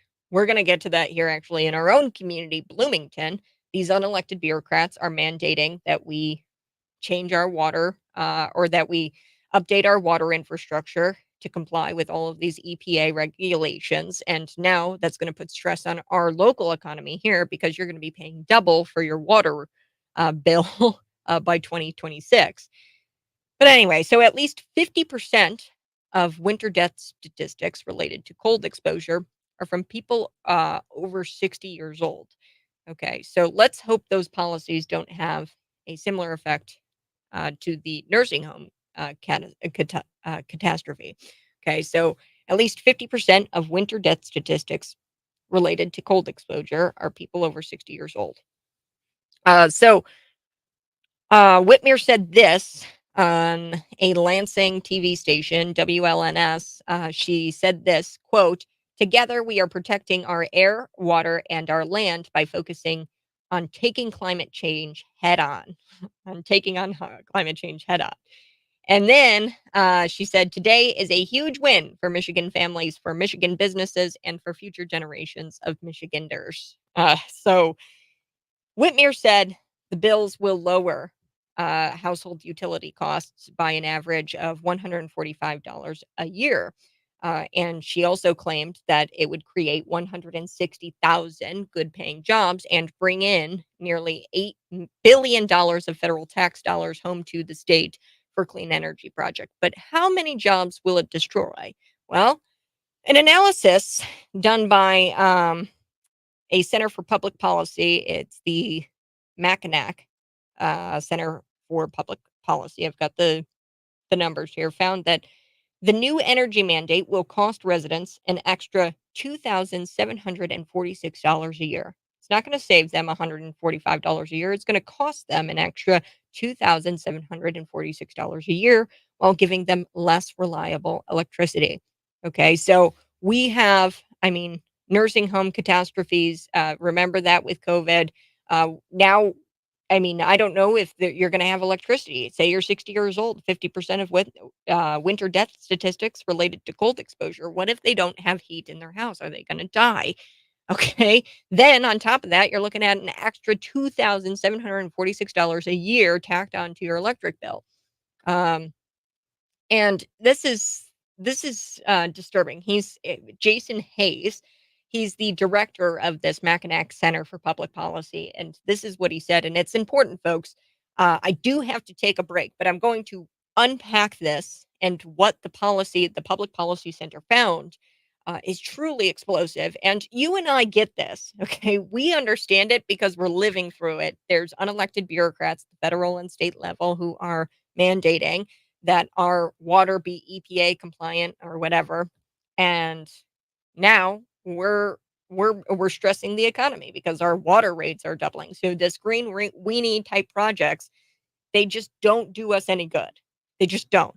And Jason Hayes, the director of energy and environmental policy at this Mackinac Center for Public Policy, he says something in a statement that is incredible. So we're going to be back talking a little bit more about Michigan, what they passed on Tuesday. It was a series of bills to try to get utility companies to use renewable sources by 2040, 100% renewable sources by 2040, so called renewable.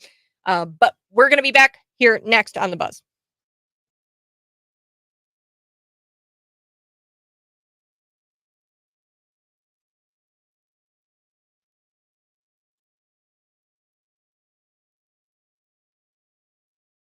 Good morning, friends. If you're watching, go ahead and smash the like button. We're going to be back talking a little bit about Gretchen Whitmer and the passage of these bills. It's kind of crazy.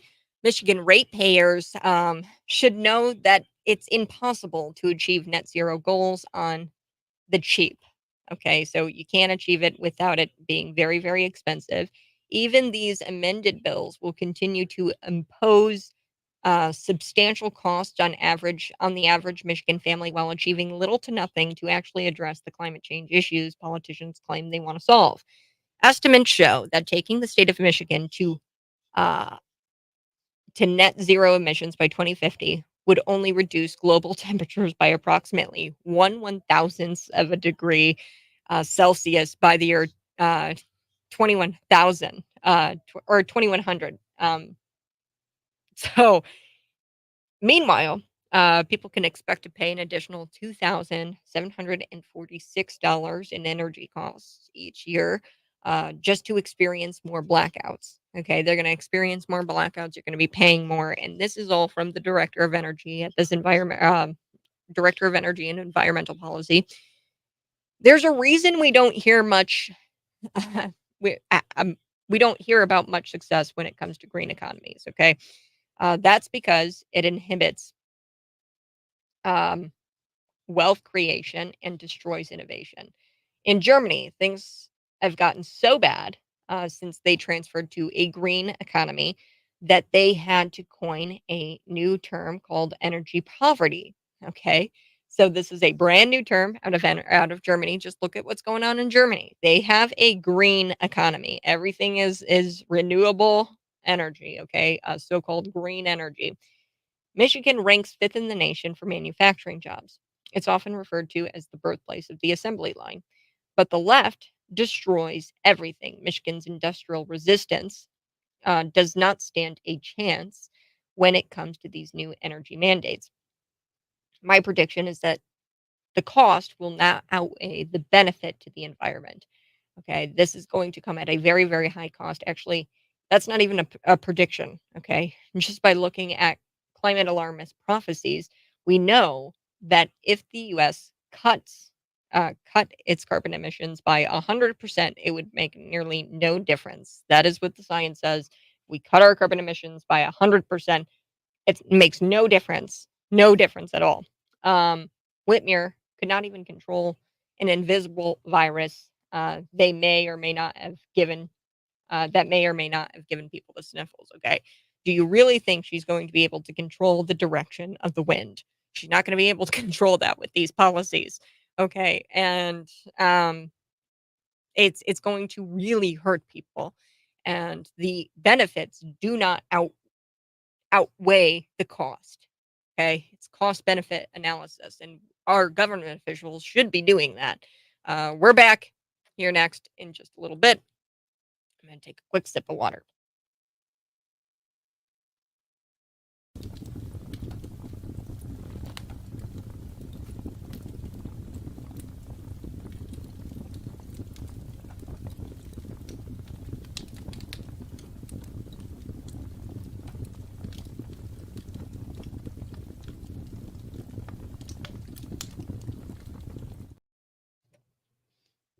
Find me on YouTube, Facebook, Twitter, and Rumble. I'm live in studio. Now, Chicago sucks because I got to check my notes here because of Republicans.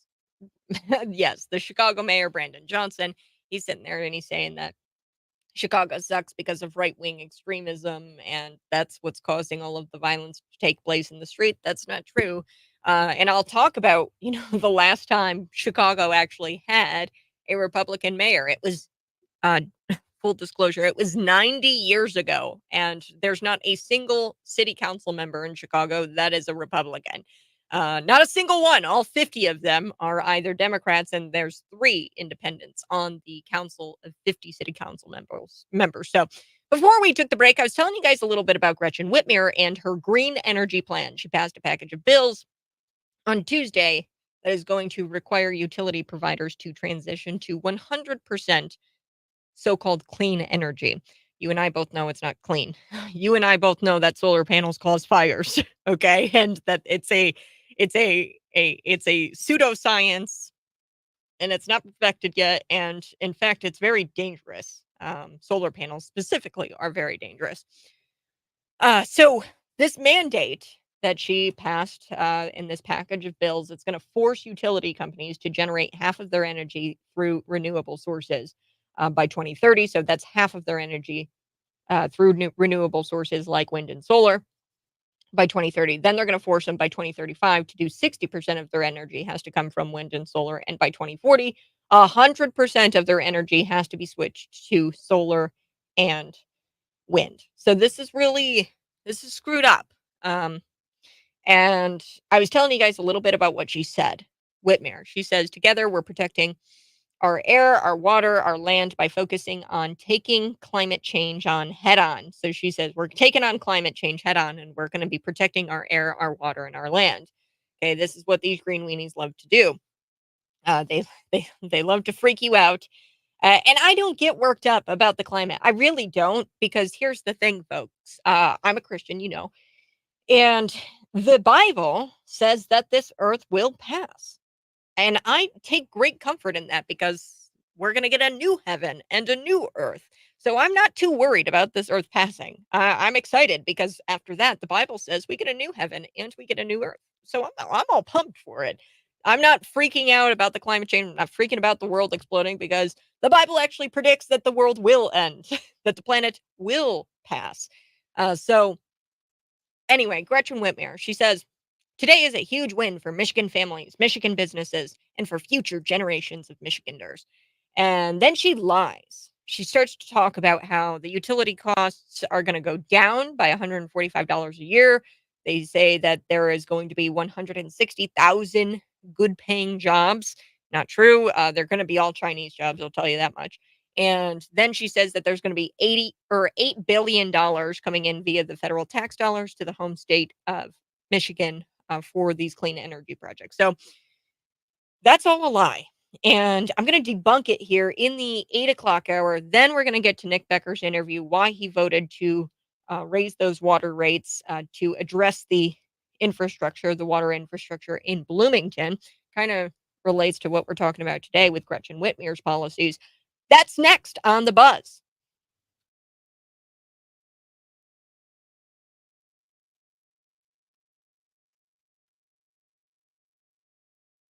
Hi there, friends. Good morning. Thanks so much for tuning in. I so do appreciate it. Dan, Andy, don't you worry. We are going to be getting to the J6 truths here in just a minute. I do want to finish up our conversation about the energy because that's important. It means that people are going to possibly be dying in Michigan. They have winters, and 60-year-old people over the age of 60, 50% of winter deaths are people over the age of 60 who are exposed to the elements, um, are exposed to cold exposure. And there's going to be rolling blackouts. There's going to be higher energy costs. It's going to raise their bills, the utility bills there, this energy policy by $2,746. So I'm sad about that. Or I'm disturbed about that. We're going to be back in just a couple of minutes. You are listening to Cities 92.9. Subscribe to my YouTube channel.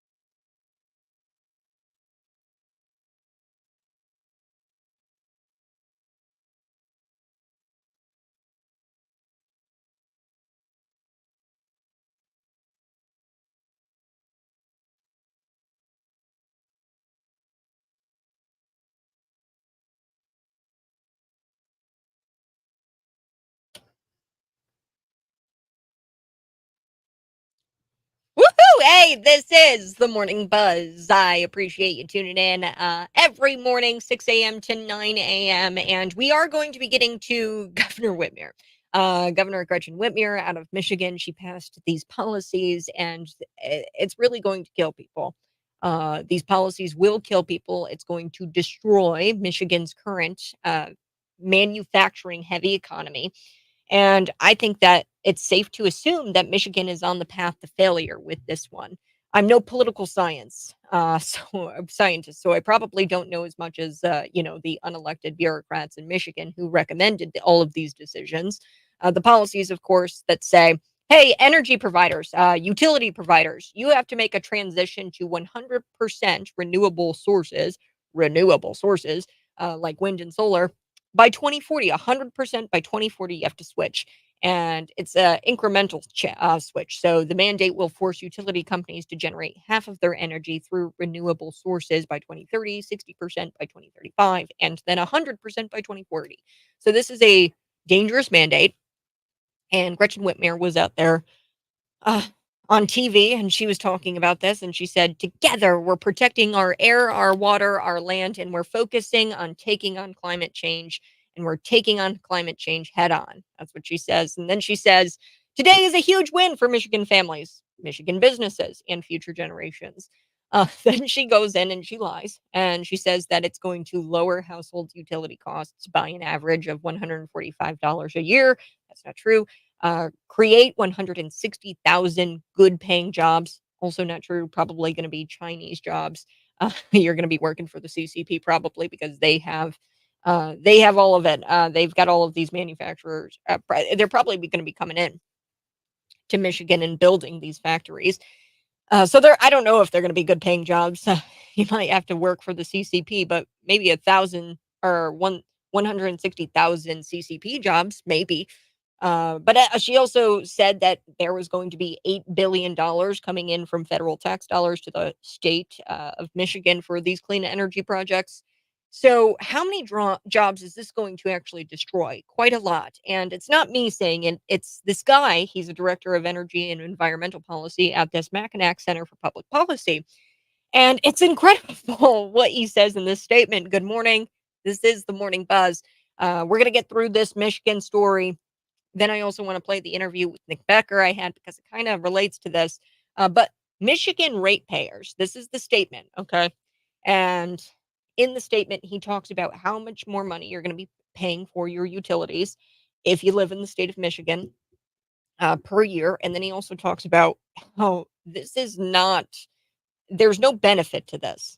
It's going to cost, there's going to be substantial costs and there is no benefit. So here's the statement, and I'm quoting from the director here of this Mackinac Center for Public Policy. He says, "Michigan ratepayers should know that it's impossible to achieve net zero goals on the cheap.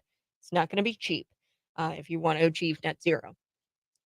Even these amended bills will continue to impose substantial costs on the average Michigan family while achieving little to nothing to actually address the climate change issue politicians claim they want to solve." Okay, they claim that they want to solve this. Estimates show that taking the state of Michigan to net zero emissions by 2050 would only reduce global temperatures by approximately 1,000th of a degree, 1/1000th of a degree Celsius by the year 2000 or 2100. I guess that's how you would say it, but 2100 by that year. 1/1000th of a degree, not even a full degree, folk. We are talking about 1/1000th of a degree Celsius by the year 2100. Meanwhile, people can expect to pay an additional $2,746 in energy costs each year just to experience more blackouts, because this is not reliable energy, folks, we're talking about. This is solar panels that combust randomly. And I don't have to tell you that if you're a parent of a child who goes to the Olympia School District. I don't have to tell you that. I don't have to tell you that. What is it? I think it's Augustana College. I gotta look it up. It's a college here in Illinois. They had solar panels as well on top of their building, and the building catches on fire. I don't have to tell you that. Um, But they're going to be experiencing more blackouts. It's not reliable energy. And this is all from Jason Hayes. He's a director of energy and environmental policy at the Mackinac Center for Public Policy. There is a reason we don't hear about much success when it comes to these green economies, okay? Because we can point to places in the world that have green economies where they are 100%, they don't do natural gas, they don't do oil, they don't do coal, nothing like that. They do solar and wind. Okay, that's what they do. And we don't hear about the success because it really inhibits wealth creation, it harms economies, and it destroys innovation, these green economies. Look at Germany. Germany, things have gotten so bad there, so bad since they transferred to a so called green economy that they've actually had to coin a new term. They actually have a new term out there in Germany. It's called energy poverty. Means that you don't have energy. It means that you have rolling blackouts. It means that when you flip your light switch on, nothing happens at your house. Michigan ranks 5th in the nation for manufacturing jobs. In fact, it's often referred to as the birthplace of the assembly line. But the left destroys everything they touch. They destroy everything. So Michigan's industrial resistance or industrial renaissance and their powerhouse, they are the powerhouse for manufacturing. It does not stand a chance when it comes to these new energy mandates.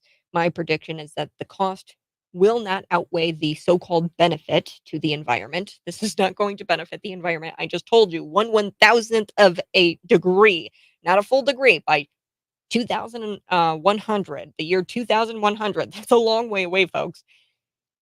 We will only see global temperatures decrease by 1/1000th of a degree as Celsius. So my prediction is that the costs are not going to outweigh the benefits to the environment. Actually, that's not even my prediction. I don't even think it's my prediction because we know, looking at climate alarmist prophecies, we know that if the United States were to cut off carbon dioxide emissions by 100%, it would make nearly no difference if we were to cut off carbon dioxide emissions, if we were to do all of this carbon sequestration, these Navigator pipeline, the Wolf pipeline. It's not going to make any difference if we were to have no carbon. It's not going to make a difference at cooling this climate, cooling the global temperatures. Whitmer, she couldn't, with her draconian policies, much like Governor J.B. Pritzker, she couldn't control this invisible virus, COVID-19, that may or may not have given some people some sniffles. Do you really think Governor Gretchen Whitmer is going to be able to change and to control the direction of the wind? Do you think that she's going to be able to control how much sunlight is given given to the panels to create energy? No, she's not going to be able to. And these poor people are going to have to deal with this. I do want to shift gears. I sat down with Nick Becker. We talked about the water rates. He voted to raise them. Here's why. Take a listen. Here we go.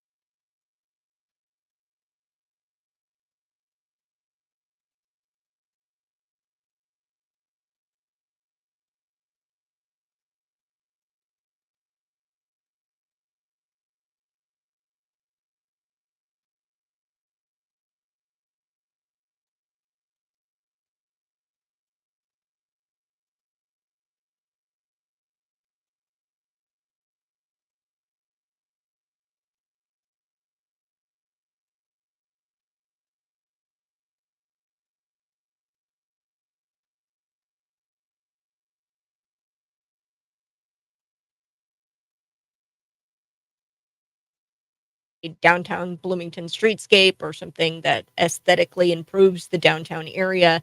That's $25 million so far spent, $750,000. Is that something that the city of Bloomington could cut to service the water infrastructure? So that's absolutely the right question. You know, we have to prioritize needs versus wants. We have to, you know, just as an example, people are going to love the new library if they go use it. People are going to like O'Neill, the new pool, when they go use it. I thought both of those were too expensive, didn't want to spend the amount of money on them, and would have come back and said, you know, this is the reason why we have to do some of these infrastructure projects first before we spend X amount of dollars on those two projects. We have to do similar prioritizing as we go forward. There will be, you mentioned streetscape, and streetscape, you know, there's going to be some of that as we go through and improve other things that we can do according to a streetscape plan and continue to improve the nature of downtown so that we can attract businesses. There's going to be some of that becomes a necessity, but I agree with you that we have to be very, very careful on spending like that, because that's more in that aesthetic nature, right? Mm-hmm. Versus a need. So we absolutely have to prioritize, and that's going to be a tough fight, as there are some that probably want to just do all of everything right now, and we have to focus on the infrastructure. Folks, we are going to be taking a quick break, but we are going to pick up the interview, the exclusive interview I had with Councilman Nick Becker. When we come back, I asked him questions about the property taxes in Bloomington, how those are going up, and how the Bloomington City Council could potentially, if they wanted to, cut that budget a little bit and actually provide some relief for Bloomington taxpayers. So we're going to be back on the other side. This is the Morning Buzz.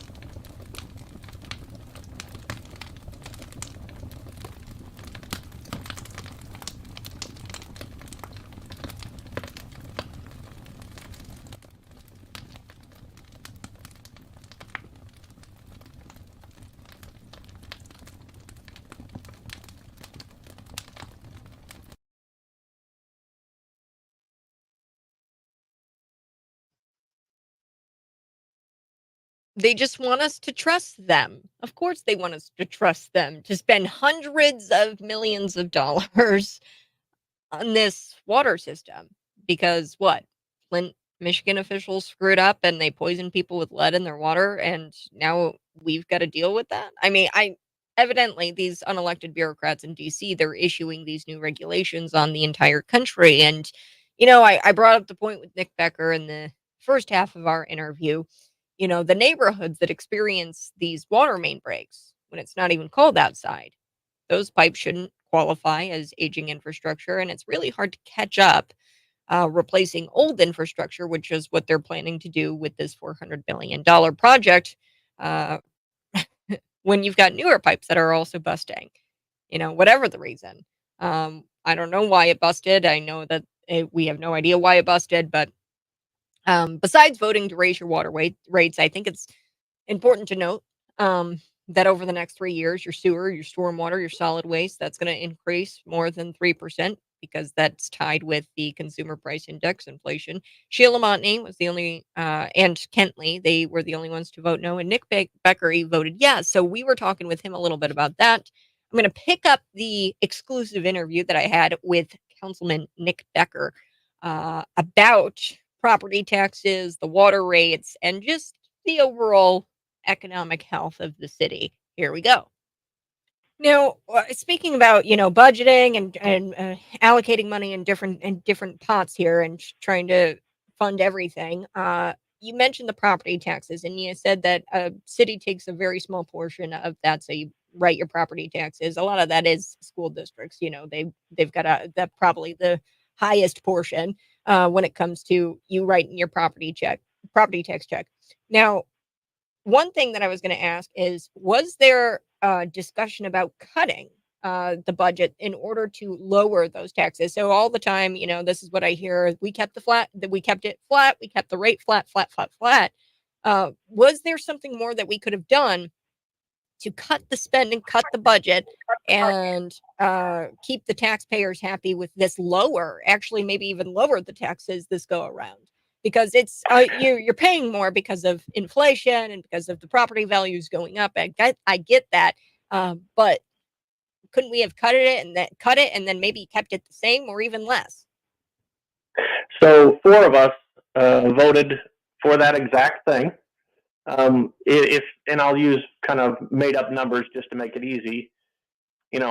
With the increase in EAV, there was going to be $100, and again, made up number just for ease of discussion, going to be $100 additional tax revenue coming into the city if we kept the tax rate the same. We initially said in many discussions, hey, if the water rate's going up, we need to make sure that that tax rate goes down to offset it. The initial proposal did take it down enough, so only capturing a portion of that EAV increase. I don't remember the exact number, but let's say 50 for point of discussion. So we're only capturing 50 of the $100 increase. Now, at the last meeting where we voted on this, we said, no, that's not enough. Based on looking at it, we really want to not take any of that $100 EAV increase. We want to lower the tax rate so that the consumer isn't paying any more than they did before. We tried to lower it more, and 5 people voted yes to keep it at the higher rate, and 4 people voted no. I wish we could have lowered it to that rate, and that would have offset this increase. We're still going to push for that to happen. Like I said, I did try yesterday to reach out to city staff and make that suggestion. I did make the suggestion that at the very minimum, the library should not be able to increase their levy, given all the money that they've had over the last couple of years. I really would prioritize safe water over any additional cost at the library right now. So I want to make those choices, but sometimes I don't win the vote, I guess, is my point. Right.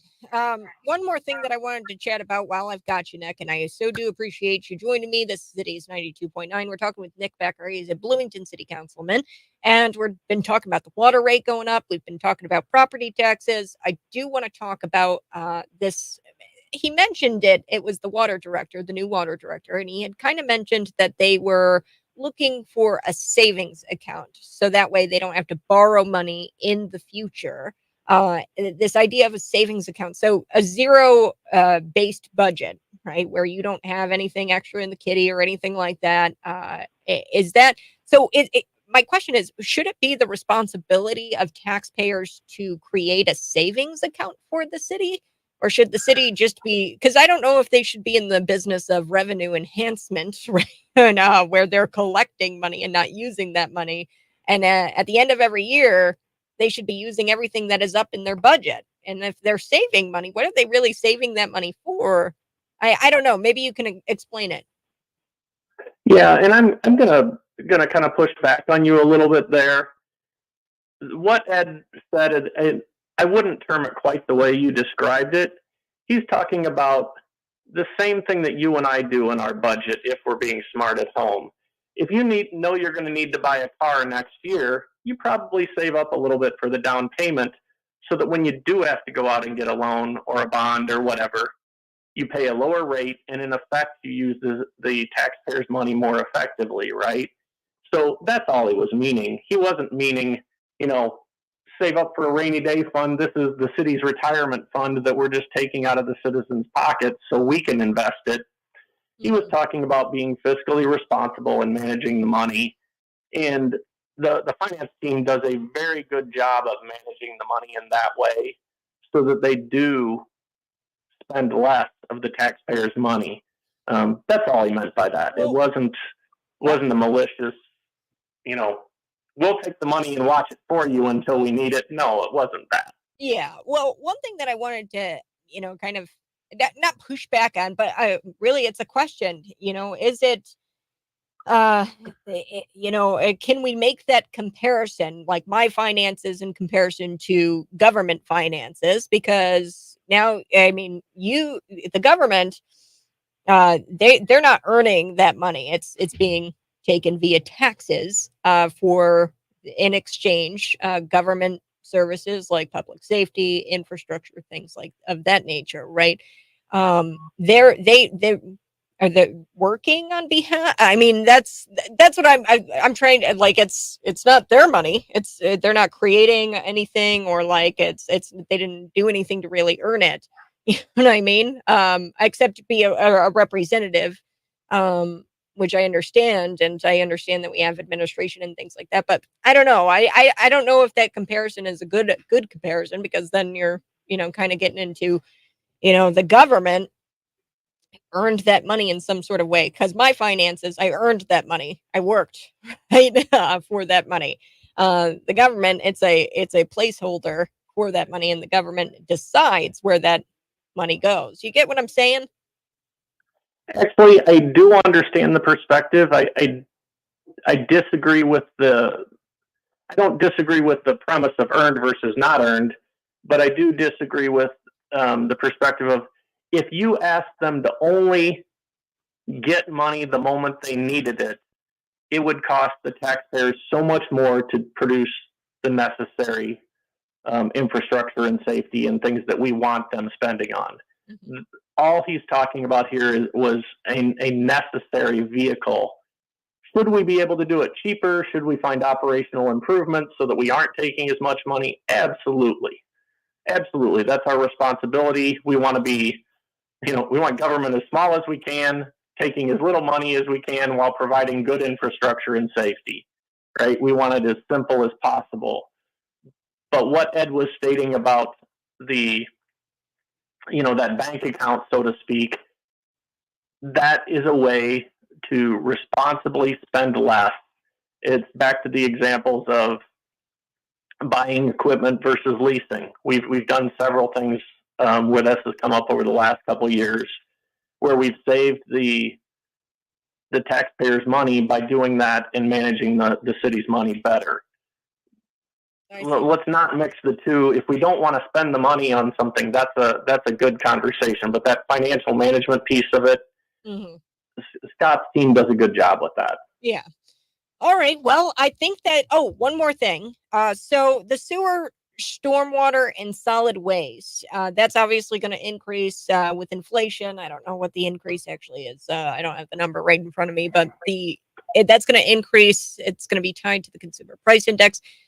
So is that like a solid percent increase, like that was already voted on, where that is going to increase every year, or could council come back and lower those things to kind of offset the water rate? So lower the sewer, lower the stormwater, lower the solid waste. So that's an open discussion, in my opinion.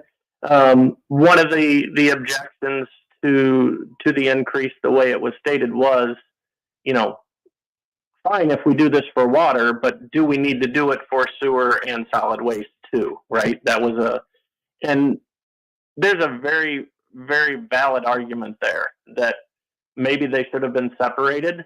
Um, I personally believe, similar to water, look at all of the work we've had to do with combined sewers and things like that. I believe there's going to be the necessity to do the same type of work on the sewers. So I think it's prudent that, again, we're planning for that. You could convince me pretty quickly that maybe solid waste wasn't quite as urgent, but I do think there's going to be, again, things like vehicles and that were mentioned on Monday. You could probably convince me that solid waste could have been separated out, but I do think the sewer is probably necessary. Again, even with both of those, I want to push taking some of the money that we have in the general fund, using that to continue to push the overall tax rate down and offset some of these costs. So in the end, we're doing more and taking less from the taxpayer. Just like I said, in this one instance, I believe the vehicle was the right vehicle to go forward to make sure that we're getting the water taken care of. Right. Now, one thing I know a lot of people are still concerned about the consolidated sewer system.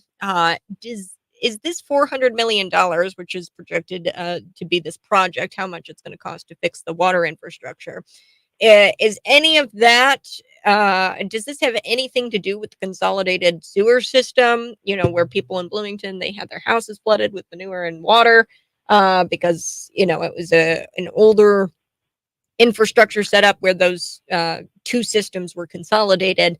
Is this going to be dedicated towards some of that, or is that a totally separate project? Obviously, when you get into the water, there's whether it's the city, whether it's Benward, whether it's there's a lot of connections here, and I do think that if you guys saw the presentation that was done on the hydraulic modeling that really talked about the changes that were going to be made there and how that would impact positively many homes. Again, nothing they said was going to guarantee that nobody was ever going to back up or have the problems, but taking lots of steps in the right directions with that plan. So all of these things do overlap, and they should. And thankfully, between that hydraulic modeling plan, what Ed proposed this week, and what Benward is trying to do, there is some really good communication. Oh, Nick, you there? A bit sooner. There's better cooperation now. I'm really excited to see how closely Ed and Benward are working and really trying to take all of this into context so that we do it efficiently. Awesome. Well, Nick Becker, thank you so much for joining me on the program. We've got to cut to break, but thanks so much. And folks, go ahead and read. We've got a quick article up on cities929.com if you want to find out more about the water rates, and you can look at all the math there. But Nick, thanks so much. All right, folks, we are cutting to break. I'll be back on the other side. This is Cities 92.9.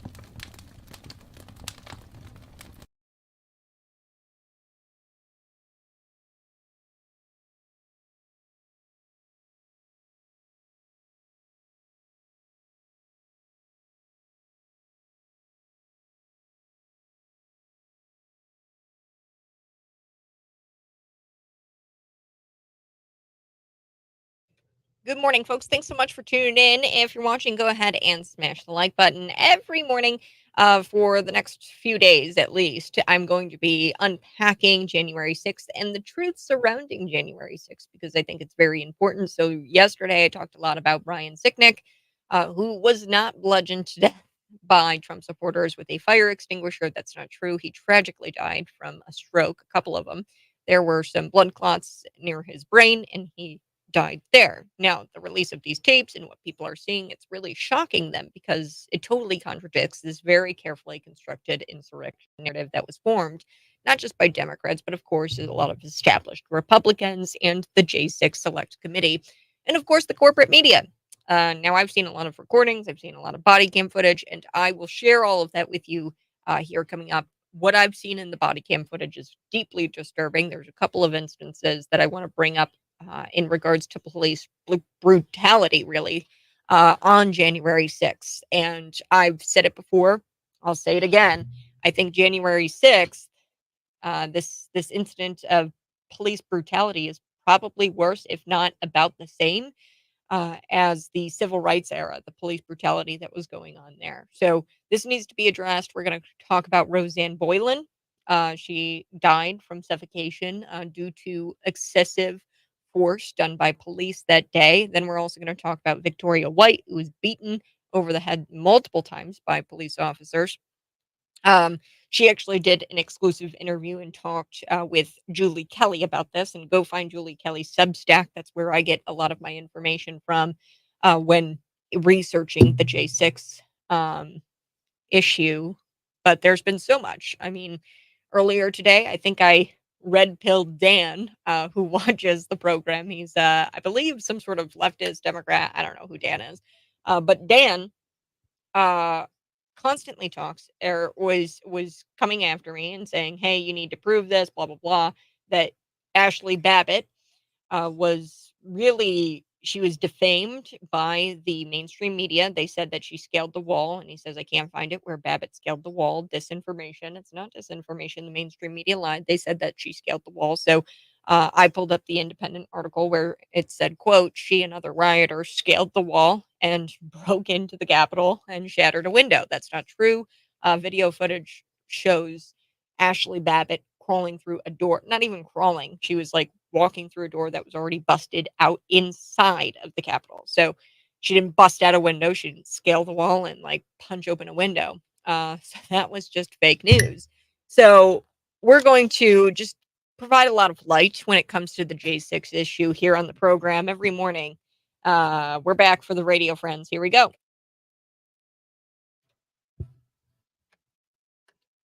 Every morning, I want to do my best to bring you the truth about January 6th. There's been a lot of falsehoods. There's this carefully constructed insurrection narrative, and a lot of people are waking up because there's this release of the tapes. And I want to kind of walk through a lot of different things that happened on January 6th that you might not think to be true because you've been lied to for so many years about January 6th. So, this was a narrative that was formed by not just Democrats, but of course, establishment Republicans, the J6 committee, and corporate media. And I've seen a lot of these recordings over the past few years. I've seen a lot over the past few weeks, and not only just surveillance video, but I've also seen some body worn camera footage. And a lot of Americans are shocked about a couple of things when it comes to Jan 6.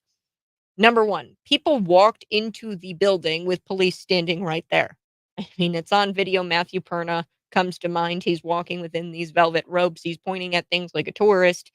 And in the background of this camera angle, you can see the Capitol Police. I think they're actually on their phones, kind of chit chatting with each other. So that was shocking for Americans. But the second and more important shocking element to this is that there's been numerous instances of police brutality, really uncalled for instances of police brutality. And this brutality, I believe, caused that crowd to clash with officers and other protesters. And that is what incited violence that day was the police officers shooting canisters of gas, non-lethal ammunition into a crowd um, of innocent people who were just standing there.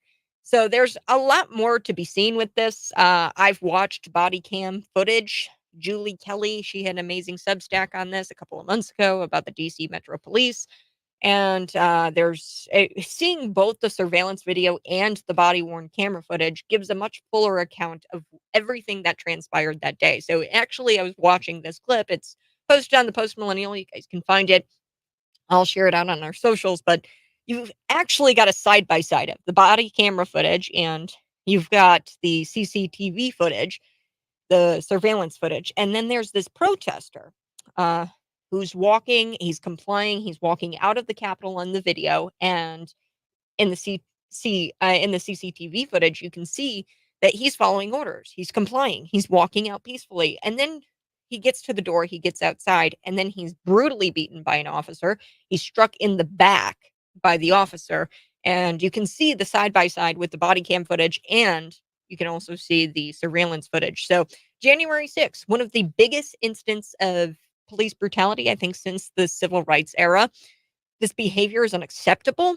And just look at left-wing demonstrations. Okay, if this was left-wing demonstration and mostly white police officers beating black protesters, people would be in jail. People would be protesting in the streets. Now, that was one instance that I just described to you, the guy that was beaten and struck in the back. Remember this name, Roseanne Boylan. She suffocated. She died because of excessive force done by police. Then watch this interview done by Julie Kelly in 2021. It's a woman. Her name's Victoria White. She describes what happens to her. There's video of this. They dragged her out of a tunnel, half clothed. They beat her over the head multiple times, and they drug her outside of the building. And these police officers have received things like presidential medals, congressional medals. They've gotten gigs on CNN. They've gotten book deals. They go to the courthouse, these police officers, and Harry Dunn, Daniel Hodges, Michael Fanon, or whatever his name is. These are the people who lied under oath about what they experienced and what they did to people. And they go into the courthouse, they give the victim impact statements, and this results in of course, an excessive prison sentence for a lot of J6 defendants. And this is police brutality, and it needs to be stopped. And really, that's the truth. That's the truth of it. So look up Victoria White on your lunch break today, and look up Roseanne Boylan, and try to find the truth about those two women. They were beaten by officers that day, along with another protester who was struck in the back on CCTV surveillance footage. We'll do it all again tomorrow morning. Thank you so much for tuning in. Up next after me, it's Glenn Beck, Dan Bongino, Sean Hannity, Mark Levin, and Markley Van Camp and Robbins. Find me on YouTube and subscribe to my channel for content all day. Bye-bye. Love you.